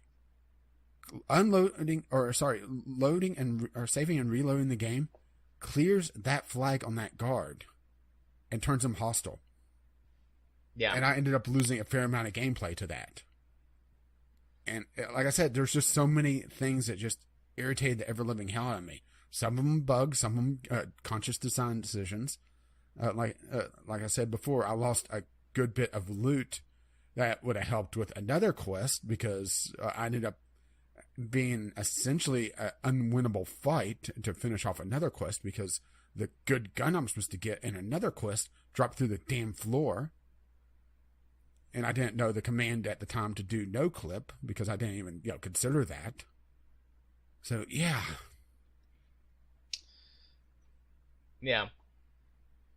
Some of these issues, like, and I was playing with the latest community patch. Yeah, I was too. I mean the one that came out during Gameclub. Oh, I didn't swap. I didn't know there was one that came out. Another one that came out. Yeah, there was one that came out about a week or so in, so I ended up swapping to that. And I was still having these issues. I didn't have a lot of those issues. My biggest thing was occasionally, like, the next part of a quest wouldn't load, and I'd have to reload until it did. Or just hard crash, like system lock crashes. I had about 4 of those in 45 hours, and then I had another, I don't know, half a dozen crash to desktops. That was my biggest frustration. And sometimes they would happen in areas repeatedly, and it would happen, multiple times during a gameplay session. Sometimes I played for like 8 hours one Saturday and had no problems at all. Perfect gameplay for like 8 hours. And I was like, yeah. And then the next time I played, it was like hard crash to desktop, hard system crash, force reset. It's like, okay. So it had moods, I guess. But no, I did not experience the type of bugs that you've talked about. And again, I don't know if I'm just got lucky or if my particular system didn't like it. Yeah. Well, how did you approach the beach house? Because I went in and I turned off the power. So I basically talked my way in. Yeah, I talked my way in, but then I was goofing around and I found the breaker box, and I just decided, I'll turn off the power and fight them. So what I did was I talked my way in. I found my way into the back room where the guy was. I closed the door so that no one could see me. And then I had a conversation with him, and I convinced him to give me whatever it was, the explosive stuff. Like I used my seduction power, because I was playing as a female character, so I used my seduction powers to do that. And whenever you seduce someone, you start making out, and then you go in and you bite their neck, and then that leaves them sort of dazed for a little bit of time. But then I just decided to kill that guy. So I fed on him until he died, and because he's considered like a hostile character, you don't take any negative consequences. Yeah, from because that. that's another thing is we didn't talk about was the humanity factor. Right. So you've got humanity, and then we talked about the Masquerade points. So humanity is on a scale from 0 to 10, and the higher your humanity score is, the less likely you're to go into like sort of a berserk mode, which happens when either you're low on blood, so your vampire's hungry, or when you've taken a lot of damage. And when you go berserk, there are some benefits, and it happened to me a couple of times in gameplay. You do lose control of your character. They basically go on autopilot and start attacking whatever it is that they need to be. But you get a huge stat boost for all of your combat and defensive stats. And Berserk actually saved my ass in a couple of boss fights that I was about to lose, where I went Berserk, and then during the Berserk, I was able to do enough damage to kill the boss. But the chances increase for that the lower your humanity is, and killing innocents drops your humanity. Mm-hmm. And there's sort of different zones in the game. There's Masquerade zones, which are not combat friendly. If you're going to feed on people and things like that, it has to be done in secret, secluded areas where you can't be spotted, or they have to be willing. Like that's why I said prostitutes earlier. You can pay prostitutes to make out with you, and then you feed on their necks. And as long as you don't feed so much that you kill them, there's no negatives to that. And then there's, I forget what they're called, but they're like zones where like the big sort of important characters are, that no combat is allowed, no vampire powers are allowed. Yeah, essentially the neutral zones. Yeah. The only one that's allowed is the blood buff. Yeah. I think blood heal also. You can do that. Blood buff and blood heal. But and then there are basically combat zones where anything goes, and if you start fighting people, as long as they're not considered an innocent, you're fine. And anybody who's going to shoot back at you is not considered an innocent. So anyways, I killed this guy, but because he was behind closed doors, nobody knew that I did it, and feeding counts as a stealth kill. So I just killed him, and then I found like a huge fat stack of cash in a hidden panel, and I just walked out. Later on, I came back and killed him for funsies. Once I was really powerful, I just came back and wiped him out just because I could. But for the initial quest, I seduced him and then killed him. Yeah, and for me, I went in essentially swinging a baseball bat and had all the loot fall through the floor. Yeah. I didn't find the hidden panel. I'm not sure if that was just I didn't have the skills to be able to spot it, because that's another skill check. Yeah, so I mean, you can still find those things if you just like go around and mash your face on everything and press F. Is it F to interact, or E? Whatever the interact button is. But if you've got the skills for it, they light up. They sparkle, and it's like, a thing of interest. Yeah, they're like a Twilight vampire. Yes, they are. Let's see. What else before? I guess I could talk about story some, but that's just going to be a lot of me doing some basic explaining about what has happened and how I feel about it. Let's see. We talked about I like the XP system in this game. Mm-hmm. Because lots of RPGs just encourage you to, kill everything or explore everything or whatever, and you're only awarded XP for either completing quests or, completing, like, steps in quests. Yeah. So that helps to encourage different gameplay styles, because you don't feel like you have to kill everything to min-max. Mm-hmm. So that was nice. I like that. And speaking of, the ability to, like, approach things differently, you really could bypass huge sections of things by being able to talk your way through something or sneak past something. And sneaking is maybe a little more common in other games, just, avoiding enemies or whatever. But, for example, the one that sticks out in my mind the most is in one of the later sections of the game, the Hollywood section. You're doing sort of another investigation. You're trying to track down a specific videotape that has got evidence about some sort of demons or something like that, and you're trying to find the evidence so you can figure out where these things are and go deal with them. And it leads you to a cemetery in Hollywood, and there's been a zombie outbreak in the cemetery, and there's a guy that's staying in a shack down there, and every night he deals with any zombies that pop up. And when you go in, one of the steps in the quest is to get some information from him. And he tells you, like, hey, I want to go to the strip club and see if I can get laid. I've been here for, so many days. I need a break. So if you want this information, you're going to have to deal with the zombies tonight. And because I was playing a female character, I just seduced him. I didn't really seduce him. I just was like, I don't want to do that. How about I just have sex with you? And he's like, what? Yes, sure, if you'll have sex with me. So there's, an air quotes sex scene where that, it fades to black and there's, sexy time noises.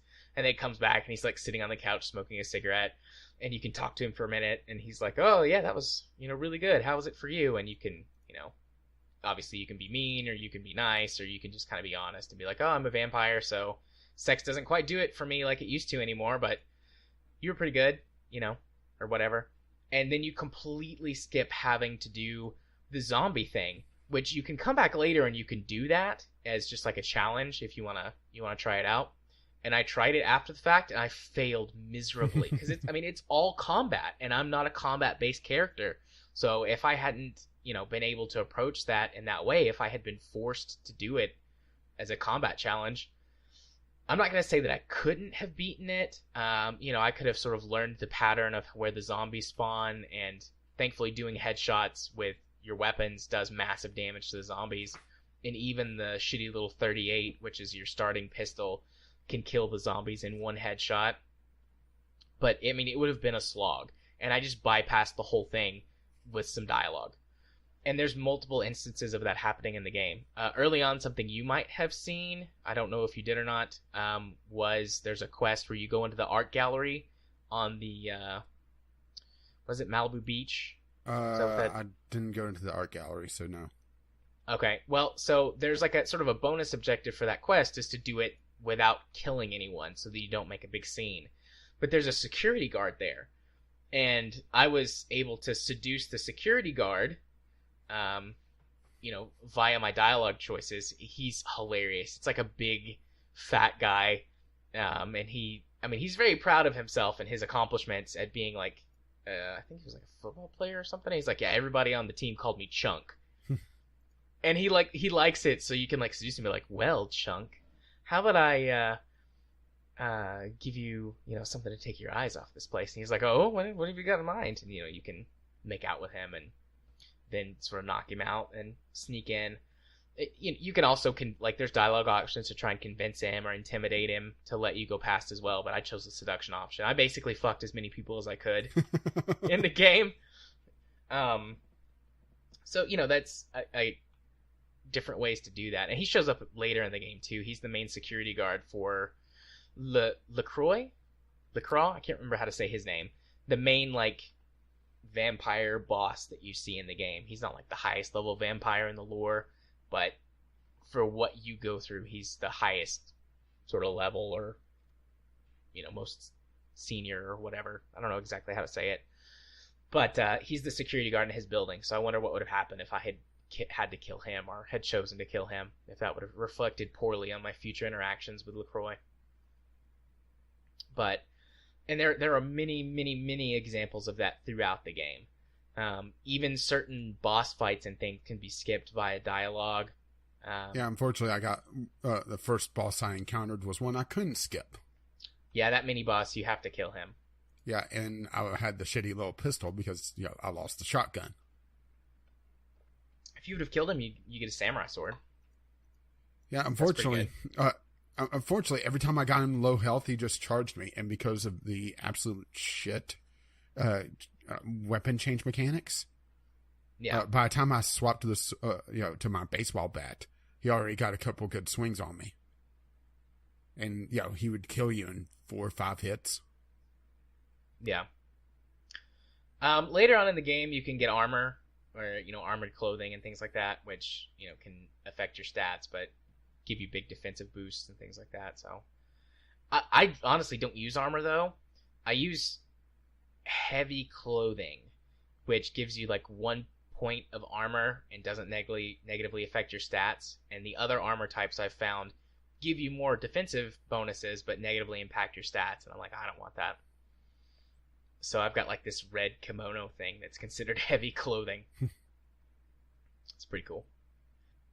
But there's something else I was gonna say, and it just like flew out of my brain. Dang it. Oh, okay. So something else you mentioned was that you don't like the horror aspect of the game. Yeah, or you don't like horror. Yeah, I'm not a big horror fan, so a vampire-based game does nothing for me. There's not a lot of horror elements. Well, I'm There's talking about the haunted theme. I'm not talking about the typical jump scare, that sort of thing. Right. I see where you're coming from. I didn't feel sort of the same way about it. It's more being apathetic to a game that's already highly pissing me off. Yeah. So I didn't have the drive to try to look past the issues like I do with Dwarf Fortress, where yes, there are things about it that I absolutely hate, particularly with how the game is controlled. But it does enough right that it makes me overlook them. I just don't have that drive for this. So There's no positives to counterbalance the negatives outside of a little glimmer of light here or there. Right. The game doesn't typically lean into the horror side, though. The horror, aspect of vampires and vampiric sort of lore. There's a few parts. Yeah, there's more like a haunted house. Anything. Yeah. Yeah, which I definitely. Yeah, whenever you said the haunted house is a horror segment, well, that was one of my 2 choices of going. The other one was bashing my head up against the Asian vampire again, so I noped out. Yeah, there's like 2 horror-esque segments in the game, and there's some stuff that I'd say occasionally feels kind of spooky, but there's not a lot of jump scares. The haunted house is the only place that has really any jump scares at all, and even they're not that bad. I run screaming from the tiniest little horror thing in anything, and I was able to get through this with only some mild anxiety. So, well, it's just take that as you will. It was more that I was actively hating the game at that point, because I played 5-6 hours of this, and I probably had 2 hours of progress because I lost so much progress going through and having to reload and getting frustrated, walking away for a bit. This game actually shows kind of the weakness of the Gameclub, where I would have not forced myself to try to play it that much, and I would have had a more positive experience. But because I forced myself to continue trying to play a game I was already disliking, it became the Skyrim syndrome. Yeah. I mean, this is one of only 2 games we've really hardcore disagreed on. Is this and Skyrim. Yeah, well, Skyrim, my problem with it is that it's dumbed down compared to what the series used to be. Yeah. Which it makes me wonder if going back, with how jank Morrowind was, if I would still like it. Yeah, we could totally do Morrowind and or Oblivion for Gameclub in the future. Those are on the table. I'm trying to. Do you have anything else on your mind, or I'm trying to think if there's anything before I sort of dive into the story side of it to talk about some of really what's on the gone technical on. aspect I can think of. Okay. So the story of the game, and I'm gonna try and be as spoiler free as possible, but to talk about some of this stuff, I will be revealing a few key points. I mean, Game Club is always, very spoiler filled, but just in case, because of how story focused this game is, here there be spoilers. So the game starts out after you go through character creation, and you are a newly sired vampire by someone who doesn't really get much mention beyond the very beginning of the game, who creates you without asking permission, and they kill him for it, and they're about to kill you, and Or her. or yeah. Oh, if you play a male, is it female? Yeah. No, here's the interesting part, all right? Okay. If you play male, it's female. If you play female, it's male. If you're gay, it's the same gender. Yeah. That makes sense. I completely missed or forgot about saying... Yeah, because, I mean, the game doesn't really care. Like, you can try and seduce anybody. And there are some characters that will be into same-sex relationships and some that are not. And will completely reject you no matter what your skills are, unless you can just dominate their mind. So I didn't even think twice about that. Which is good, because I tried to bone down with everyone. Good source of blood, that boning down with people. Sorry, I just saw another headline that this is going to have to be on next week's show, I think. Okay. Continue. I'll text you what it is, because I think it'll be a good chuckle for you. Okay. But after that initial point in the game, basically you're just dropped in and like... Oh boy. Sorry. Yeah. What can I say? I have nothing to say here, so I'm poking around the internet. Right. But anyways, you go out and basically you just get dropped in, and LaCroix is making you a pawn essentially in the game of, I don't know, vampires, or sort of this big political Of game vampires and going masquerades. on. Yeah. Either you suck or you die. Hi-oh. But he just drops you in, and he's like, hey, go see this dude and take care of stuff for me.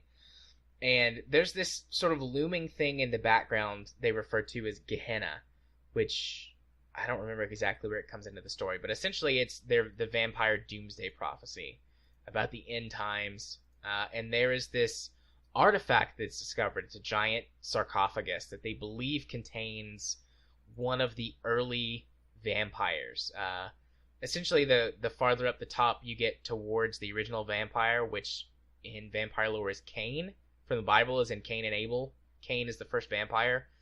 The closer you get to him, the more powerful vampires become.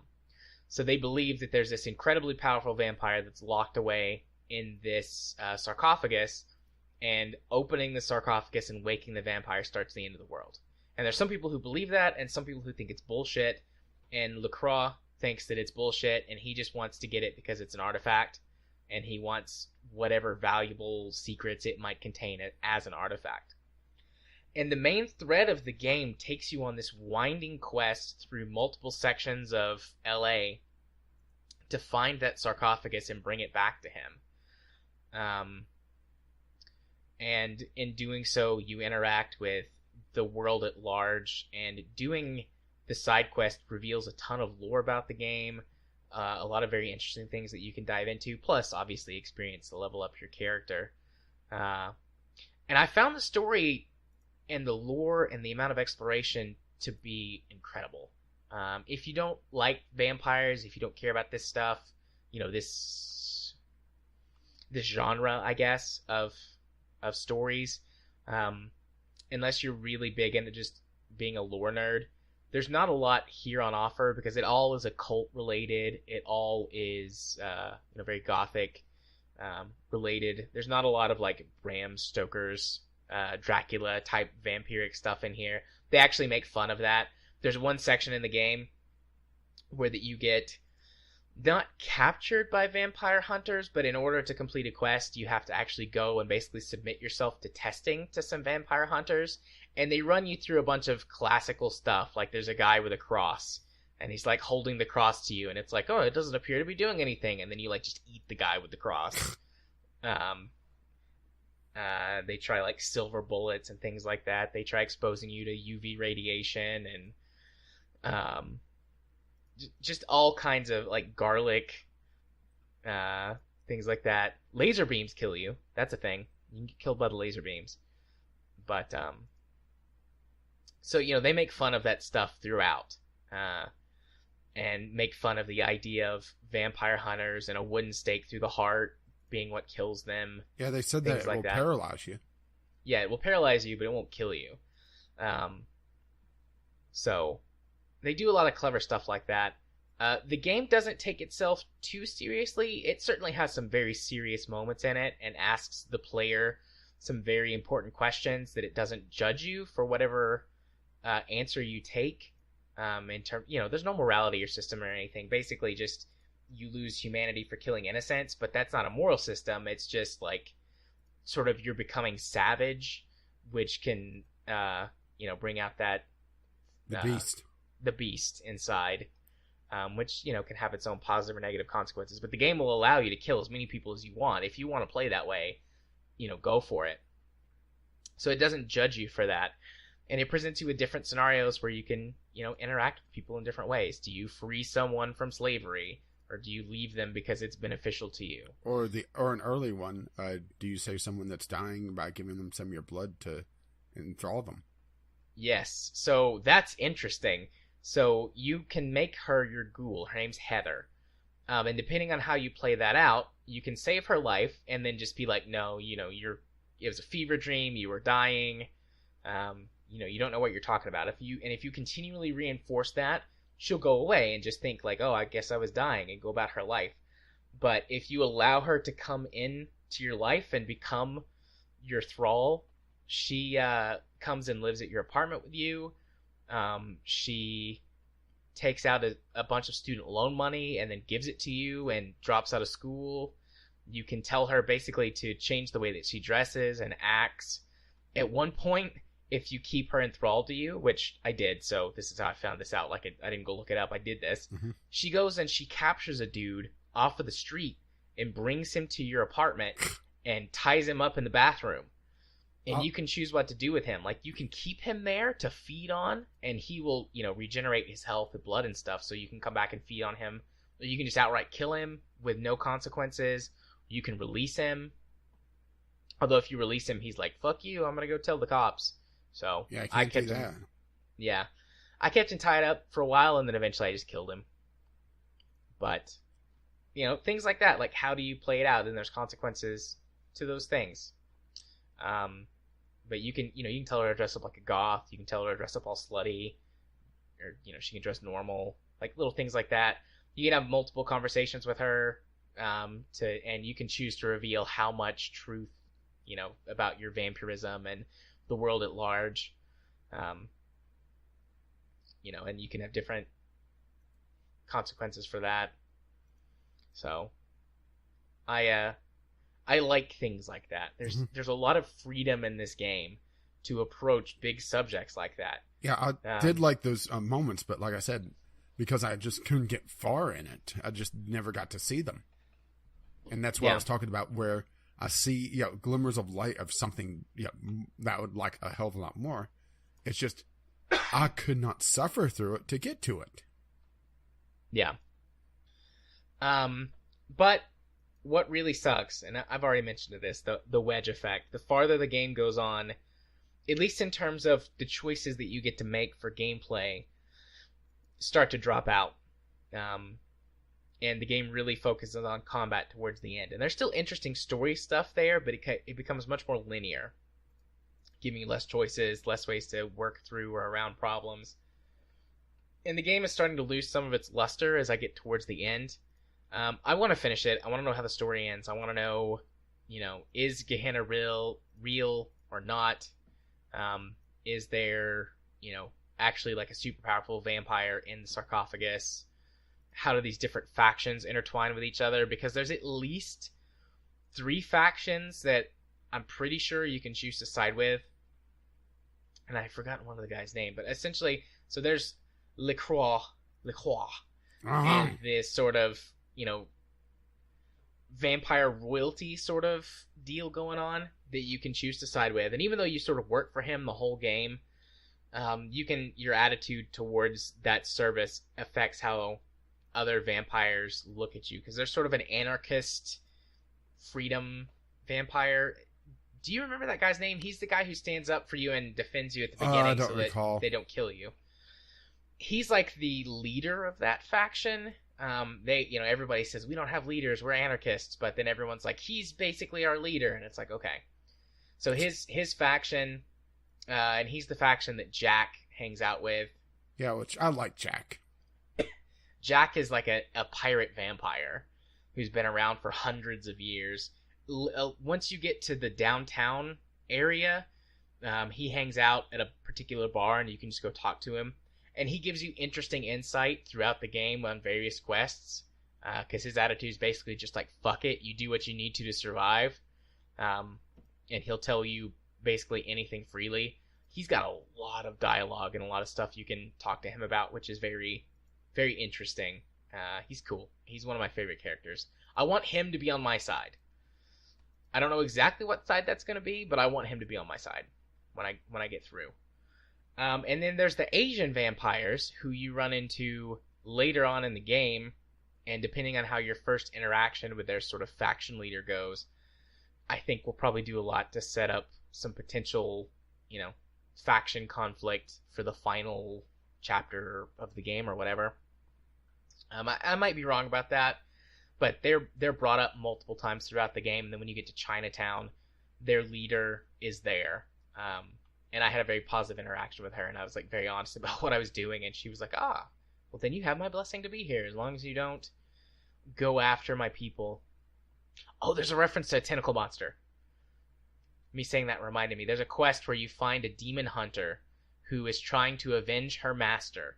And she doesn't like you, but she's like, well, I mean, you haven't done anything wrong that I know of, so I will let you be. And you can offer to help her, and if you help her track down the demon that she's after, once you finish up that fight, like he's a shapeshifter, and he turns into a giant shark man, and you kill the shark man, and then one of the things you can say to her is, aren't you glad he wasn't a tentacle monster? And it's like, ha ha, I see what you did there. I see. That's one of those Asian things about the... Yes, she was. Okay. Specifically, Japanese. Uh-oh. So that's one of those instances of the game not taking itself too seriously sometimes. So, I mean, the storyline is great. Like I said, where I'm at is I'm tracking down the scientist man who's supposed to be able to open the sarcophagus. And I just killed, I think, the boss for that location.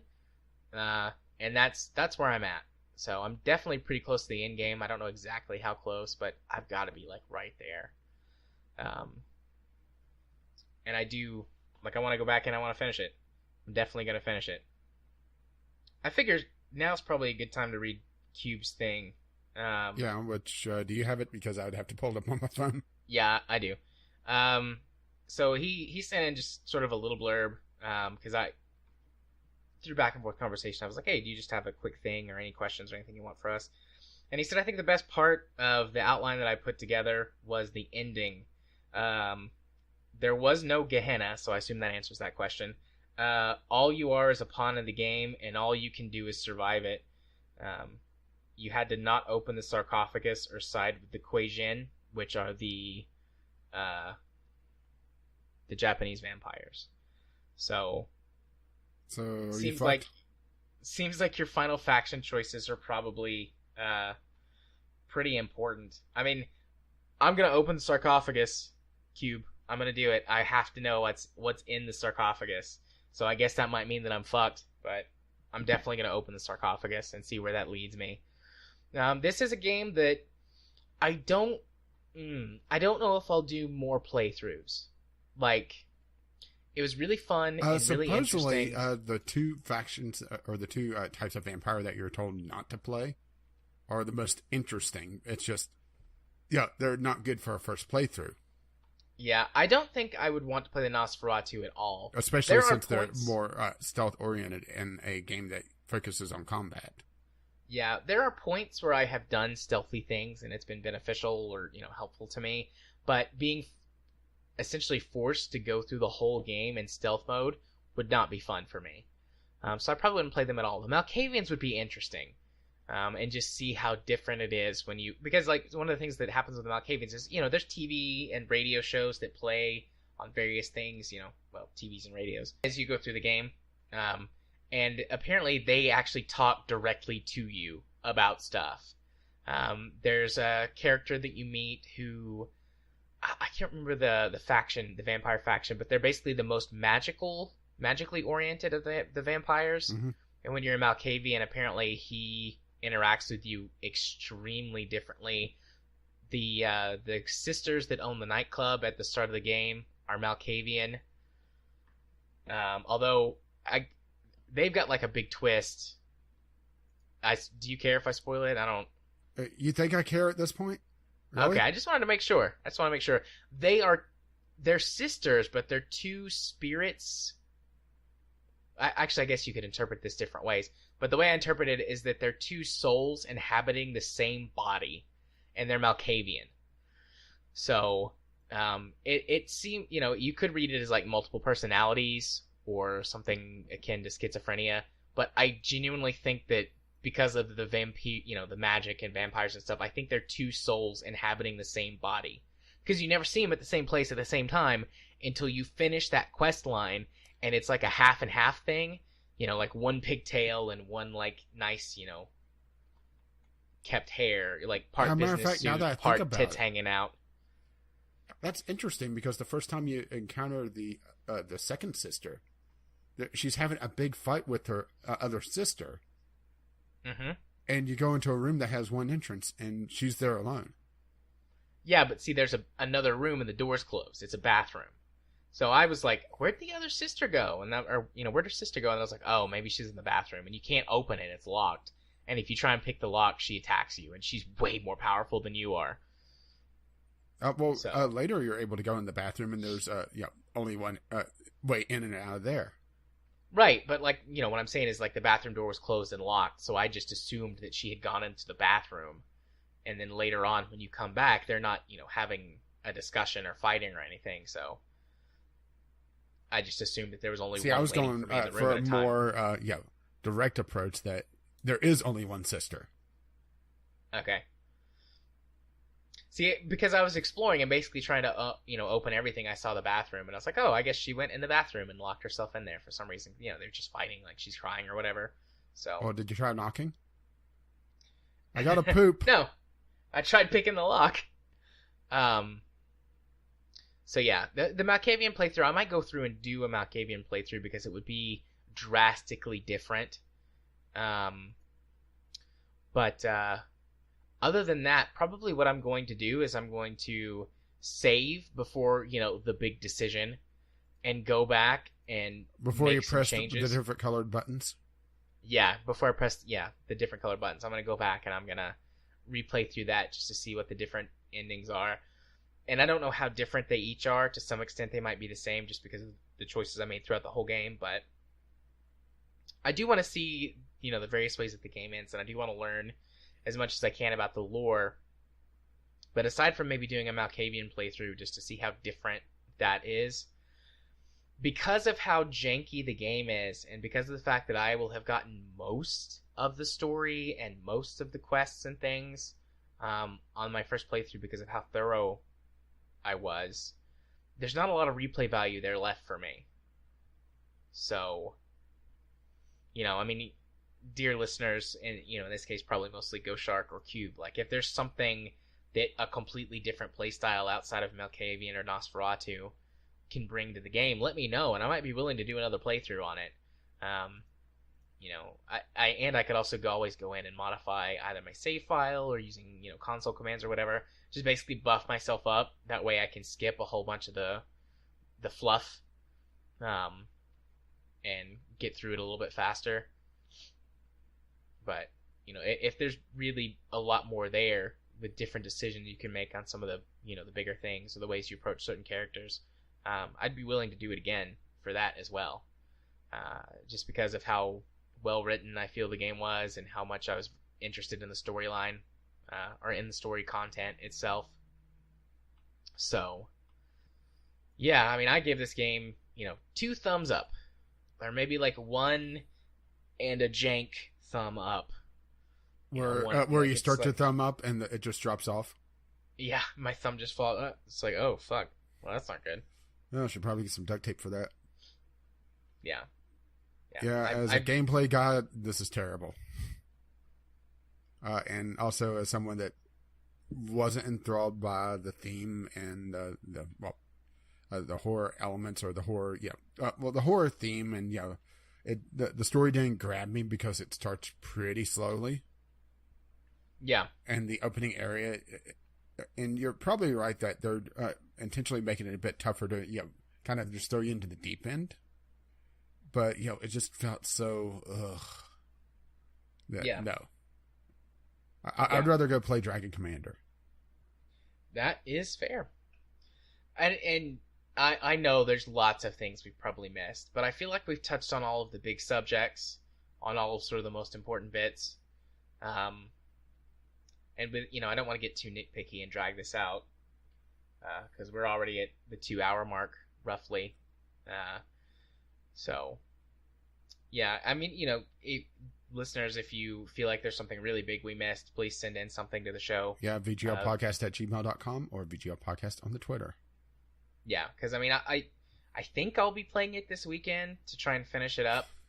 Because I do really want to finish it. I may come back and give like an extra little addenda once I complete the game. Maybe put it in games we played next week or in a couple weeks when I get through it. If there's something very major that I feel like putting in.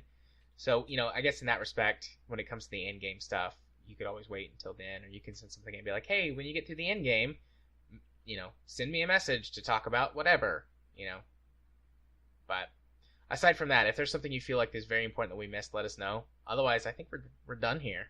Yeah. For this. So, moving on to the next Game Club game that we're going to be doing for February, we picked Bomber Crew. Yeah, a nice little short one that was in the Twitch Prime Games for January, I believe. Can you still go back and get it? No. Like, I have it, but okay. No, it's already cycled. Okay. That's the problem, is that if we did the Game Club on time, we would have been able to say, okay, go grab it if you don't have it. But right. Unfortunately, the games have already cycled, and there is a couple interesting ones that would be fun for to play, but I'm not sure if they're Game Club worthy. Let me see who has. I know Ghost has Bomber Crew. Oh, it looks like Cube has Bomber Crew too. Hey guys, there you go. Escape the Moth Pit. But so Bomber Crew, and a neat looking little indie game where you manage a bomber crew on, what is that, a B-17? Maybe the bombers change. I'm not sure. Like, I've seen this game. I wanted to buy it on Steam, and then it was the giveaway for I think it was January. Prime.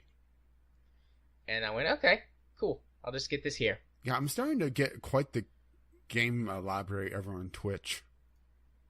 Yeah, same. And actually some really good games over there. Yeah. So, it looks like there's different bombers. Just looking at the stuff on the screen, so... Yeah, I'm just looking at this month's games, and probably the only one that would be Game Club worthy is Dear Esther, which I'm not sure about. That would be like, play it the day before Game Club, because that's a very short game. Yeah. But this is, a short, more mechanics-based game. Probably a few hours you could get a good enough feel for it. Also, in other words, I'll have something more to say then. Perhaps. But yeah, I'm going to start playing this soon. But I don't want to start rambling again about things. So there we go, Bomber Crew for February. And the February Game Club episode is going to be on the 26th, which is 3 weeks from today of recording. So you'll have, if you listen to this podcast on the day it comes out, you'll have a little less than 3 weeks to jump in and play it if you want to participate. And we should be back on track going into April with 4 weeks. And then May, 5 weeks in May. So. Yeah, we're probably going to have to pick something a little bit bigger for May.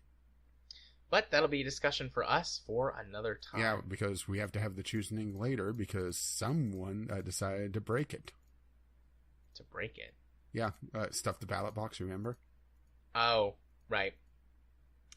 Okie dokie. And this is why we can't have nice things. Or like how Valve is not allowed to have nice things because it seems like people are abusing the ever-living hell out of the lunar sale. But that's not a docket item. Nope. But what is?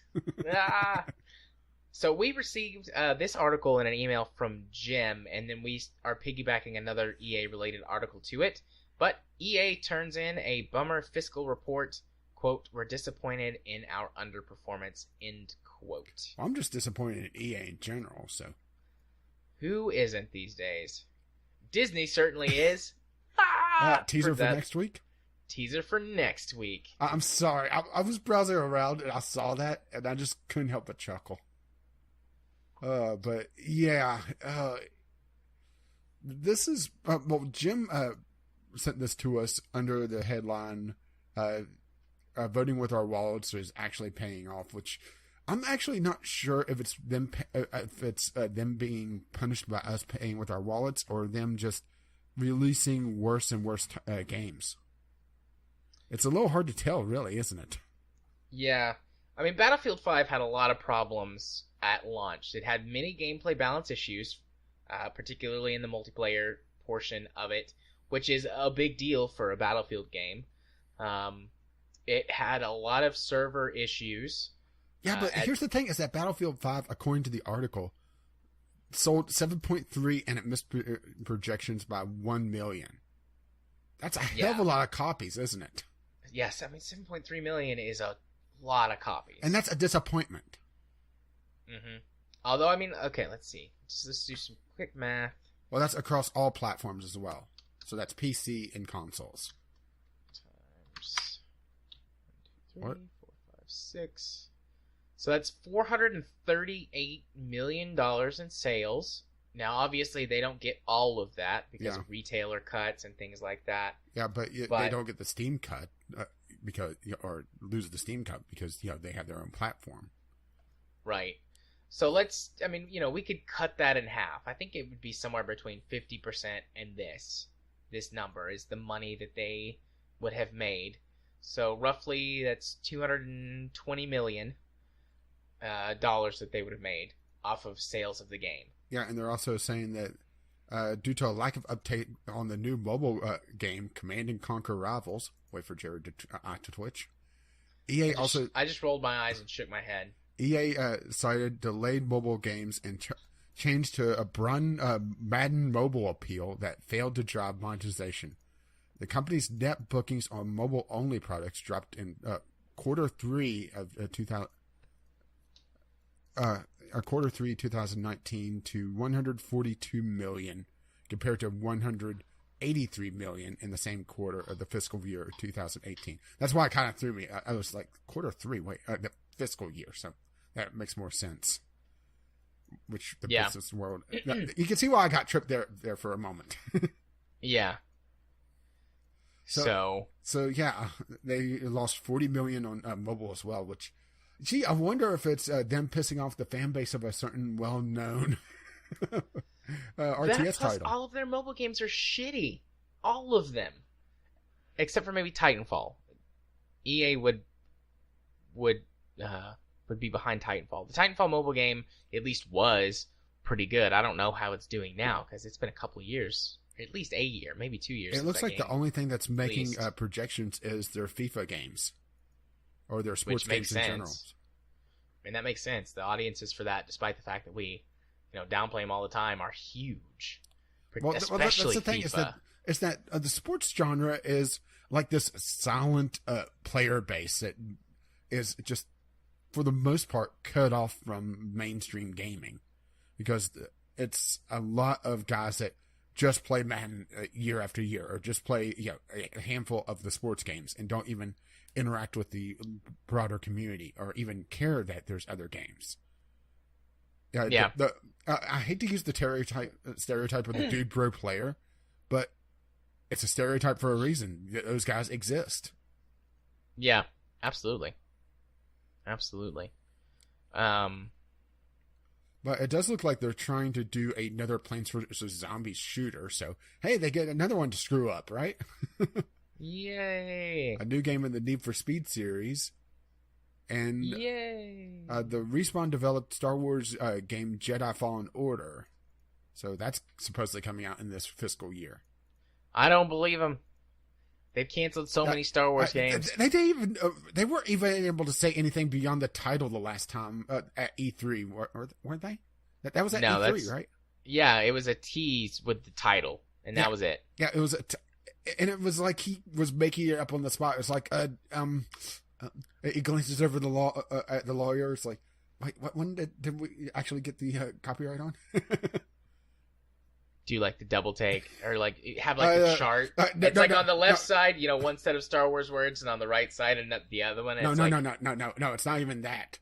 He's like, it's Jedi, and he glances over at the lawyer, and God nods. And the lawyer's continuing to nod. But yeah, it just seems like they're being punished for producing shitty games, and people are starting to wise up to it, and they're losing the brand loyalty, which, considering this is EA with some of the largest IPs out there, I think that's fair to say right now. Yeah. They're losing brand loyalty out of their shitty practices. I mean, technically this is voting with our wallet, but not against them being utter douchebags. It's them, making bad games, and they're finally getting punished for it.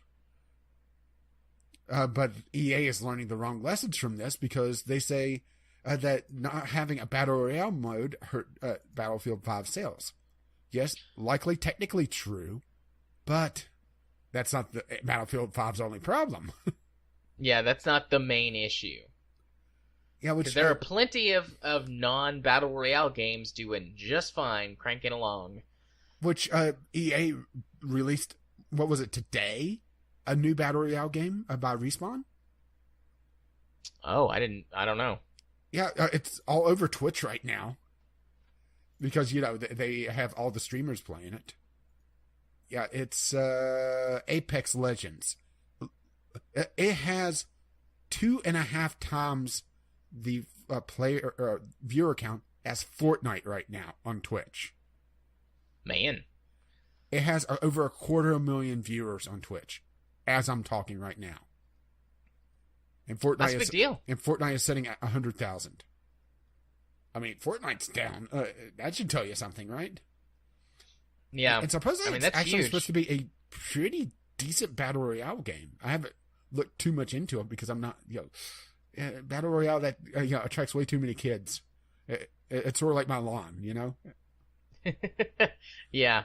But supposedly they have an interesting thing where there's a respawn mechanic in it. You go in as teams. So, iterating on the formula. And, maybe that's EA, what EA was wanting to do with Battlefield 5, but, they just utterly failed at it because, Battlefield 5 kind of sucked. Trying to iterate a little bit, but they dialed the wrong way. And they were like, it didn't have Battle Royale. That's the reason. Because they looked at the latest Call of Duty game that was selling like gangbusters on the Battle Royale mode. Because if you didn't like Fortnite at the release of the latest Call of Duty, which I'm blanking on the name of because Call of Duty has like the weirdest naming convention ever. Wasn't it Black Ops 4 that was the most recent Call of Duty? Or was it Call of Duty World War II? I don't know. I think it's the Black Ops one. Because of the blackout mode. Yeah, it's Black Ops 4. Yeah, you can see why I get confused if I don't follow Call of Duty, right? Yeah, no, that's fair. There's because it goes back and forth. Yeah, it goes back and forth between 3 or 4 different developers on a cycle. Yeah. But they were looking at that most likely and seeing Call of Duty selling like gangbusters. And at one time, that was the highest viewed game on Twitch, the Blackout mode. And if you didn't like Fortnite, that was the best produced Battle Royale game out there. I'm not sure if it still is, or, if, the balance has been mucked up, or people just figured out, maybe the new, the honeymoon phase is worn off and they're seeing it for something different now. Because I didn't see it up on Twitch. At least when I glanced over there. I could glance again real quick. I'm not seeing it in the top. Okay, there it is. It's 1, 2, 3, 4, 5, 6, 7, 8. It's outside the top 10. Let's put it that way. And that's it's not necessarily the Battle Royale mode. That's just Call of Duty Black Ops 4. Right. So they're seeing that bump, and they saw everybody playing the Battle Royale mode for a time. And Battle Royale is such a weird thing right now, where it has the nomadic gamer base that the survival game genre had. I'm not sure if it still does, where if you release a new Battle Royale mode, everybody flocks to it for a time because they want to find something different, or see what's iterated, what they kept in different ideas. It's kind of the Wild West right now for that mode, isn't it? And I hesitate to call it a genre because it's a sub mode. It's just a lot of games choose to make it the only mode in the game.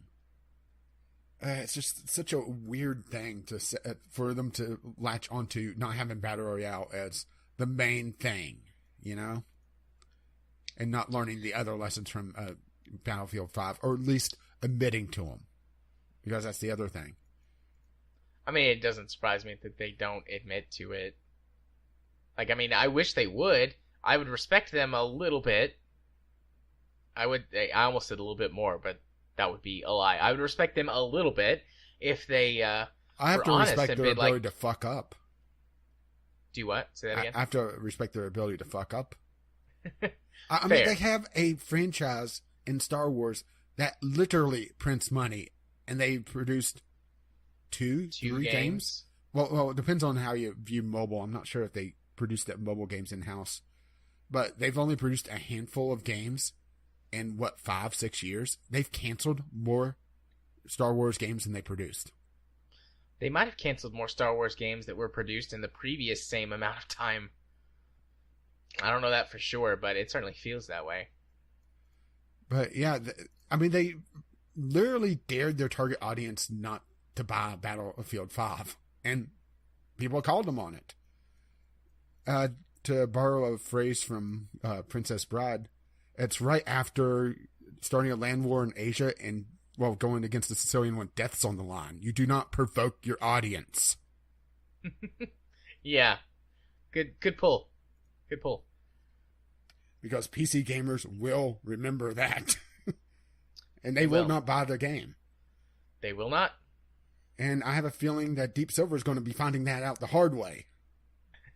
Yeah. Yes, indeed. Yeah. I don't know. We'll see where this goes. I don't expect them to learn the proper lesson. And I expect if this trend continues, I expect there to be cuts, which suck. But I mean, that's what EA does, is they kill studios for any reason possible. At least it looks like Respawn's going to survive for another day if this keeps up. Yeah. So so I'm thinking BioWare's the next one on the cutting block. Yeah, if Anthem does not do well, BioWare is probably fucked. They are in the middle of making Dragon Age, the next Dragon Age already, which I'm not going to put it past EA to cancel that too, but if Anthem does well enough, it might buy them enough time to finish the next Dragon Age, and that would have to be a runaway success. Yeah, it's amazing. These developers sell their soul to the devil, and then they are surprised when they end up in hell. Very true. That's very deep. It's just a question on what circle they end up on. Yeah, but I don't expect EA to learn anything or behave any differently from this. Or at least openly. That's the thing.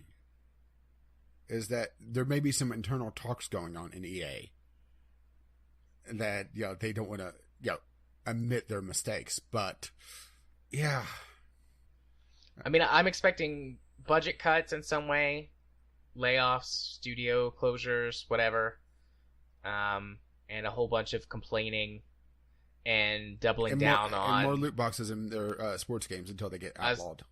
I was gonna say more doubling down on microtransactions and loot boxes to try and come out on top that way. Yeah, they suck. So thanks, Jim, for sending us down this rabbit hole. That's fine. I mean, part of it was stuff, Jimmy Jam. Part of it was on the docket anyway, but you kind of tied everything. You're like the rug. You tied the entire subject together.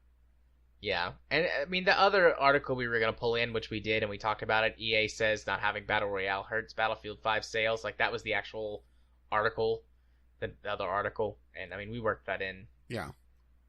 Perfectly.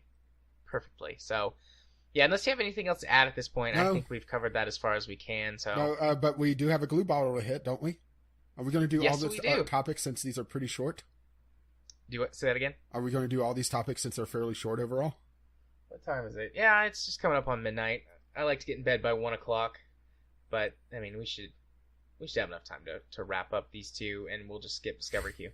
All right. Well, I'll save my good queue for next week then. Sweet. So our next news topic, we're gonna beat this dead horse some more. Fallout 76 it twitched last fans, week. It twitched. Yeah, are in full revolt following Bethesda's latest patch. Rage, would you like to tell the good listeners what they did this time? It seems that in the latest patch they reverted a previous patch and reintroduced a bunch of bugs, including. Making bobby pins weigh like they're made of depleted uranium again. It's just, what the hell, right? Yeah.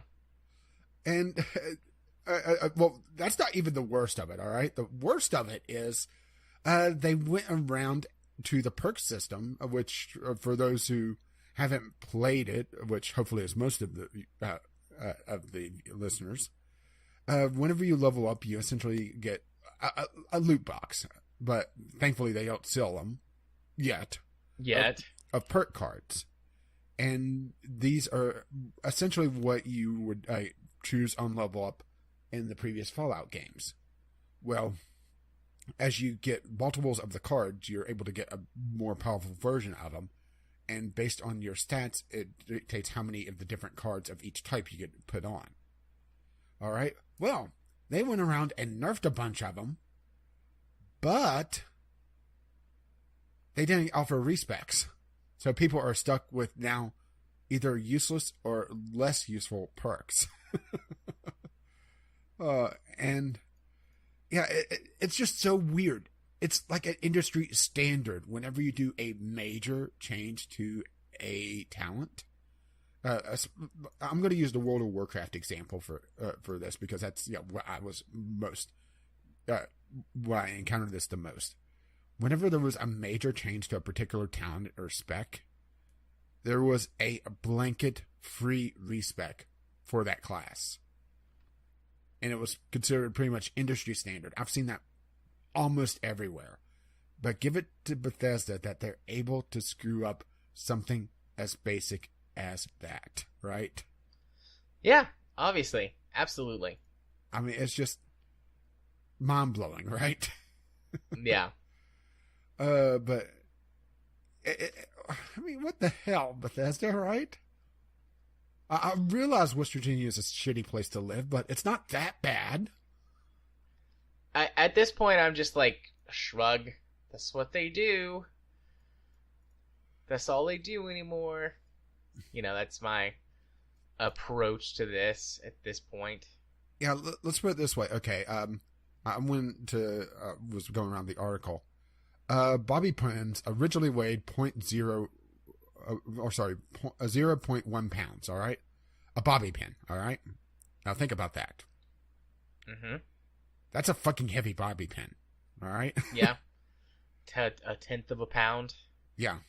Bobby pins probably only weigh a few grams. Well, they rebalanced the bobby pins to weigh 0.001 pound. All right? Right. A more realistic thing. after the patch, they reset them to 0.1 pounds again. Good job, guys. You did it. The players are pretty confident they went back to a previous version. Just because of the loading screen errors, the inability to move upon login, that was a bug that was fixed. It's just... but they did add new items to the Atom store, so you can pay for new microtransactions. Well, of course. That's the most important thing in their minds. Getting those sweet, sweet microtransactions. Oh my god, they don't have that? I'm sorry, I'm reading through the article. I didn't read it as in depth because, it's Fallout. Another poster asked for another thing that is an industry standard for a multiplayer game. Care to guess what that is? Industry standard for... Oh god, there's so many things. For an MMO, specifically. Clans? Guilds? Something like that? No, more basic. More basic. Something that would be, I don't know, quality assurance. Chat moderators? How about public test server? Oh. Suddenly everything starts to make sense. I didn't realize they didn't have a public test server. Yeah. It all comes into focus now, doesn't it? It certainly feels a bit clearer at this point. Turns out, they can't even do public test servers. At least if this, if this one line is true, Oh, that's just... the fact that they're focusing on adding new things to the Atom store instead of having all hands on deck, which I realized the Atom store is likely just the artist in game or in company working on that, and they can't really do a lot. But there wasn't there a lot of broken textures as well, and some things that they could polish. Yeah, broken textures and problems with lighting not making sense, like coming out of hills and trees and stuff. Game's got horrible pop-in. I've seen videos of the Todd rays. Instead of the God rays, the Todd rays, where they shoot up out of the ground. Yeah. Oh, Bethesda. It's like every week there's something, and we've been skipping a lot of it. Yeah, lots of small things, but this is a pretty big one. Versioning. Use it. Or is it even able to do in your engine? Probably not. Again, it's another zero face situation here. Yeah, this is why I couldn't list them as my biggest disappointment for 2018, because I had zero faith in Bethesda. The only thing I wanted to eventually do was just wander around the map and see what they did. Yeah, when they eventually get it working, right? If they get it working.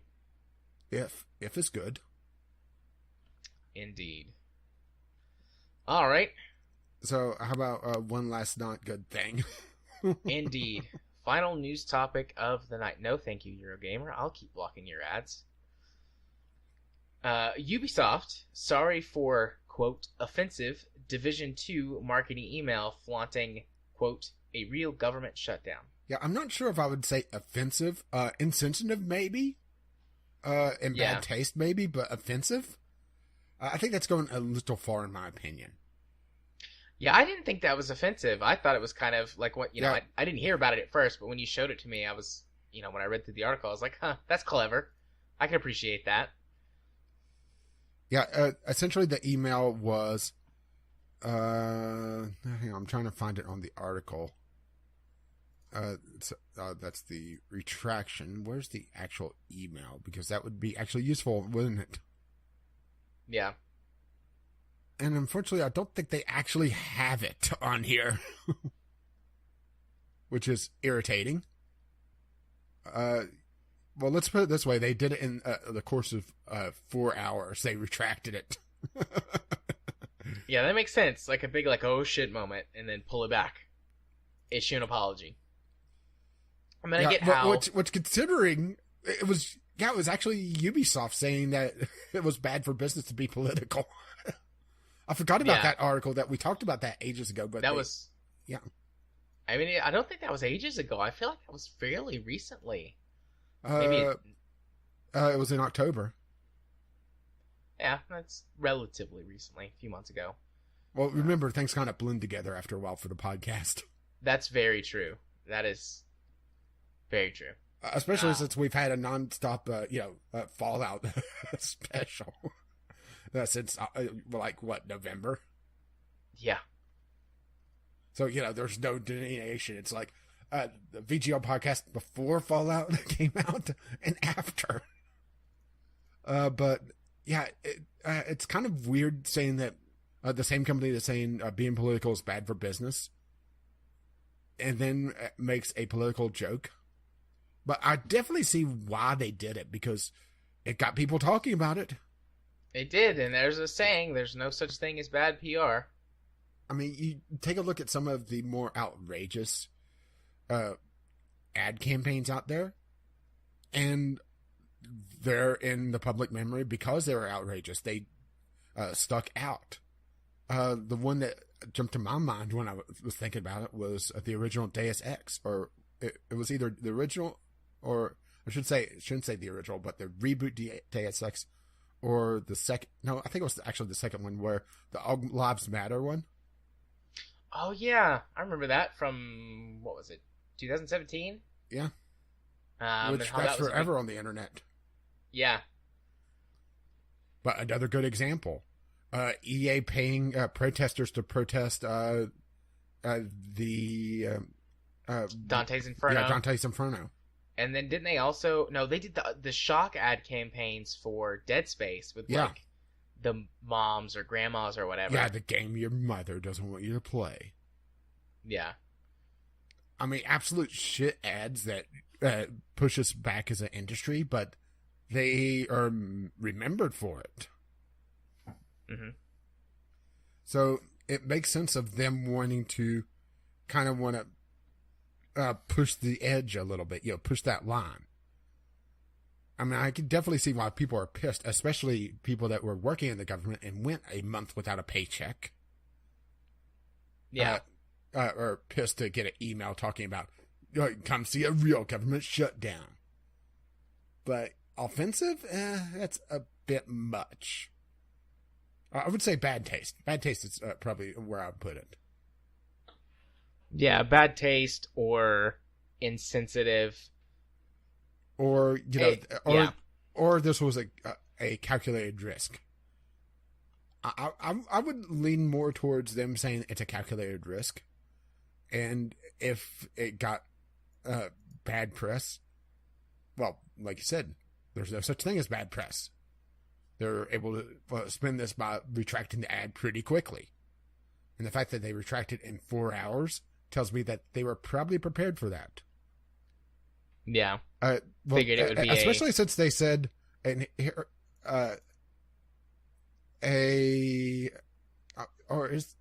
this is the what the email looked like. It was, come see what a real government shutdown looks like, and it's a graphic for the private beta running from Feb 7th to Feb 10. Everything you need to know about the private beta. And then the retraction emails. A marketing email promoting Tom Clancy's The Division 2 was sent in error today. It was a grave breakdown in the process, and we apologize for this error in the offensive subject line of the email. We recognize the very real impact of the United States government shutdown on thousands of people and did not intend to make light of the situation. The Ubisoft team. Yeah, I think they were just... I think this was a gamble on them. Yeah, I agree with that. They decided to roll the dice and see how it would maybe be that's received. my tinfoil hat, getting a little bit tight there. But, you don't send out a mass email like that in error. Unless you are just running a completely incompetent marketing team. Yeah, there's a lot of things that I think a lot of these companies are incompetent at, but I don't think marketing generally is one of them. No, I think sometimes they make bad... what they're best at. Yeah. But they're willing to push the line because they know that if they push the line too far and get in a little bit of bad taste, that, all the bloggers are going to start talking about their game.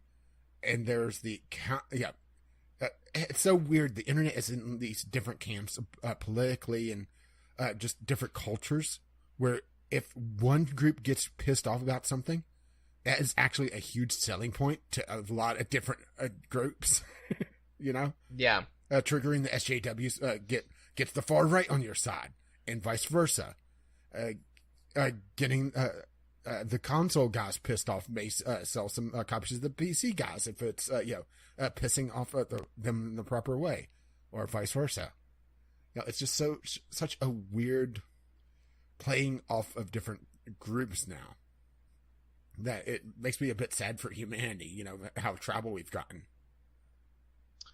Yeah, I mean, we've always been this tribal, though. The thing is, it's just all the different tribes now have megaphones. Yeah, the tools for expressing our tribalism are much better and easier to access to more people. Mm-hmm. Or maybe not better, might not be the right way to say it. Much more advanced. Yeah. Oh. Yeah, so. It's just a crazy time we live in, huh?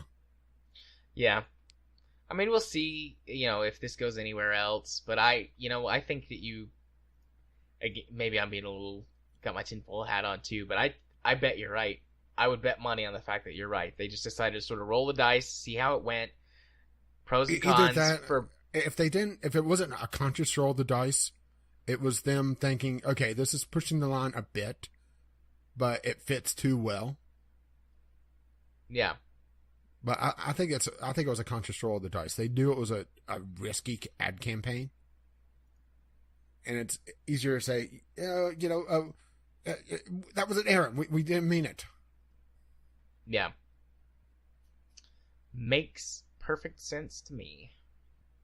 Well, since we're not doing Community Corner because we kind of covered it in the rest of the show, we'll give out the email address and our Twitter once again. VGLpodcast@gmail.com, and our Twitter is VGL Podcast, as you may have expected at this point. Indeed. And since we're not doing Discovery Queue because we are pretty close to time, I got to go to beddy bye. Well, you got to go stab yourself first. I do have to do that. It's just past midnight, but we're close enough to the end. I'll wait till after. But we are at the portion of the podcast where I go first. If you want to find my things, starting out on the YouTubes, you can do so by searching for Gaming Psychologist. If you want to follow me on Twitter, where you can see me tweet about all kinds of things. Recently, I've been tweeting a lot about tech-related stuff. Thoughts on upcoming PC builds I'd like to get in, or like to be starting, and what I'm going to do with some of that stuff. You can follow me for that, and political tweets, and Lord knows whatever comes out of my fingers when I'm tapping away. You can do so at JMA4707. If you want to be my friend on Steam, you can do so by sending a friend request to jarthur4707. I accept all of them their friend requests and enjoy talking to the lovely people. Although, like we have stated a couple of times as part of our community refocus, we also would love you to head on over to our Discord. You can find a link to that in the show notes. And jump on in and participate with everybody over there. Actually, it's to the side of the show notes. It's to the side of the show notes. Just search Discord whenever you're on the page. You'll find it. Is that a tactic to try and keep bots away? Actually, no. I probably should do some sort of like capture or something, but I'm going to probably be deploying a bot either this week or next. Because, we had a spammer problem. So if you join the Discord, you have a 5-minute timeout. So just, you sit in the crate for 5 minutes and you're good to go. Just beware of the moth pit. What can Nice. I say? I love that GIF. It's even better with sound. What about you, buddy? Well, did you give your Steam? I did. Well, then the password for this week first is Jank. Nice. I approve. And I think a very fitting one this week. Jank. So my YouTube channel is in the middle of a reboot. I got RimWorld going since we're not doing co-op stuff anymore. Not because we had a falling out. It's just, that's become our game night. I need to figure out what to put there. But I'm hoping to get the second series up and running this week. But I'm focusing right now on getting RimWorld up and running. Because, that's kind of, First of all, I would like to actually get out of the beta builds and get into the full game. Because usually if I'm not dead by like episode 20, then I'm going to like episode 100. Which I'm not sure if that speaks well on me or if I just make the game too easy on myself. I'm going to say it speaks well of you. Well, right now I'm kind of in the middle of still breaking down a prisoner. And I don't mean his will to join us. I mean, I'm kind of stealing body parts. And replacing them with prosthetics that are of lesser quality. I think in the last episode I took his liver and I put in like a liver I made it with some cloth and a bit of medicine and some string or something. It's like, yeah, this is good enough. This will filter you. I'm a terrible person. Like I say, RimWorld's like a war crime simulator. Nice. He's locked in with my other prisoner that I'm going to try to recruit. And I'm hoping that, seeing Rub slowly getting broke down for parts over the course of like 3 or 4 months will make this guy reconsider his station in life. Or I get a new person to experiment on. One of the two. I mean, hey, he has all 4 limbs right now. And I could use a couple more eyes. It's win-win, right? Yeah. So if you don't want to see me commit war crimes, I will eventually get back on Twitch, twitch.tv/caffeine_rage. I'm not sure when I'm going to start that up just yet, but if you wish to know exactly when I'm going to do so, you can find me over on the Twitter, Gaming with CR. My last tweet was about the Super Bowl, or that ludicrous display last night. Well, now 2 nights ago. Because I didn't watch it. I didn't care. Neither did I. So, yeah, it was a ludicrous display, right? So, supposedly it was a really boring game, and people are pissed about the halftime show because of something called sicko mode or something. I don't know. I don't know. It was all over my Twitter feed. I'm like, first of all, who? Second of all, what? And third of all, wait, I don't care. People were pissed about SpongeBob for some reason. I don't know. I think they were supposed to play the song or something. I went to Out of the Loop and they were talking about it. Sweet, sweet victory. I mean, I only know about that also because of Out of the Loop. My mom texted me on Sunday and was like, "Oh, the Budweiser Super Bowl commercial is really good this year." And I went, "Oh yeah, the Super Bowl's tonight." And then you went and watched anime. Yep. That was a much better use of my team. Of your team? Sorry, my time. Much better use of my time. Plus Mob Psycho 100 is really good. Indeed. But if you wish to tell us how good, I should give my Steam ID as well. It's Caffeine Rage, as you may expect, once again, with all the other branding, right? But if you wish to tell us some anime to watch, or games to play, or just to drop by and say hi, you send your letters, voicemails, gaming-related topics to and I started to say Caffeine Rage again, to VGLpodcast@gmail.com, or tweet them to us, VGL Podcast, on the Twitter. Our Patreon helps pay for our Podbean account, patreon.com/VGL Podcast, for details on that, which we do have to have a business meeting to discuss that at some point in the very near future. We've been putting that off. But our website, vglpodcast.podbean.com, has our show notes, a link to the Discord, links to all our media, both on YouTube, Twitter, and, well, for me, hopefully, eventually, again, Twitch. But you can find us on iTunes, Google Play, Spotify, and where other good podcasts can be found. Our intro and outro music is On the Ground by Kevin McLeod. You can find his work at incompetech.com. And as always, as his lovely music starts to roll across my voice, bye now. See ya. Bye-bye.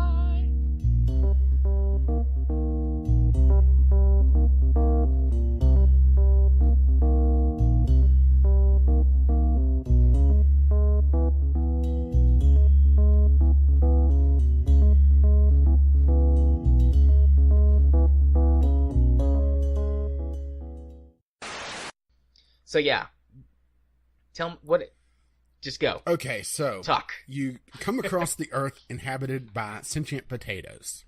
Pretty normal. And somehow the entire universe is turned into this giant machine as well, because all the other planets have gotten twisted, and you get these new abilities to essentially drop, potato wedges to try to hit targets to turn it into, like I said, a pseudo shooter. Yeah, and then you get potato towers and other things to drop on, because there's like the cluster potato. Yeah, essentially a shotgun. Mm-hmm. But it's just, I'm not 100% certain of what the machine is supposed to do outside of just, kind of, pad the game a little bit. Maybe it's just I didn't catch the reference because I haven't read the book. I also haven't read the book, so I'm not sure if that was referencing something either, or if they were trying to say something about the larger mechanics of the universe, or, the world as it was. Mm-hmm. But the ending, I think, is really interesting to this. First of all, that it has an ending, because clicker games typically don't. They typically just go on forever. But there's really two ways you can interpret it. That eventually, you and the AI gets back to, prime Earth, or, your Earth, or whatever you want to call it. But there's also the interpretation that, you're going further and further away from it. And I think I kind of like the second interpretation that, you can't go back. Because, there are infinite universes in the Stephen Hawking multiverse theory. That, the chances of getting back, it's so big that the infinite probability drive couldn't even figure it out. Yeah. I also prefer the interpretation of you don't get back to the, prime universe or original universe, and instead you're, that's sort of a truncation of your adventures through the multiverse. Yeah, especially whenever the AI says, you're terrible at this, I'm going to take over, and just constantly is saying there, hitting the button over and over again. Taking all control from you.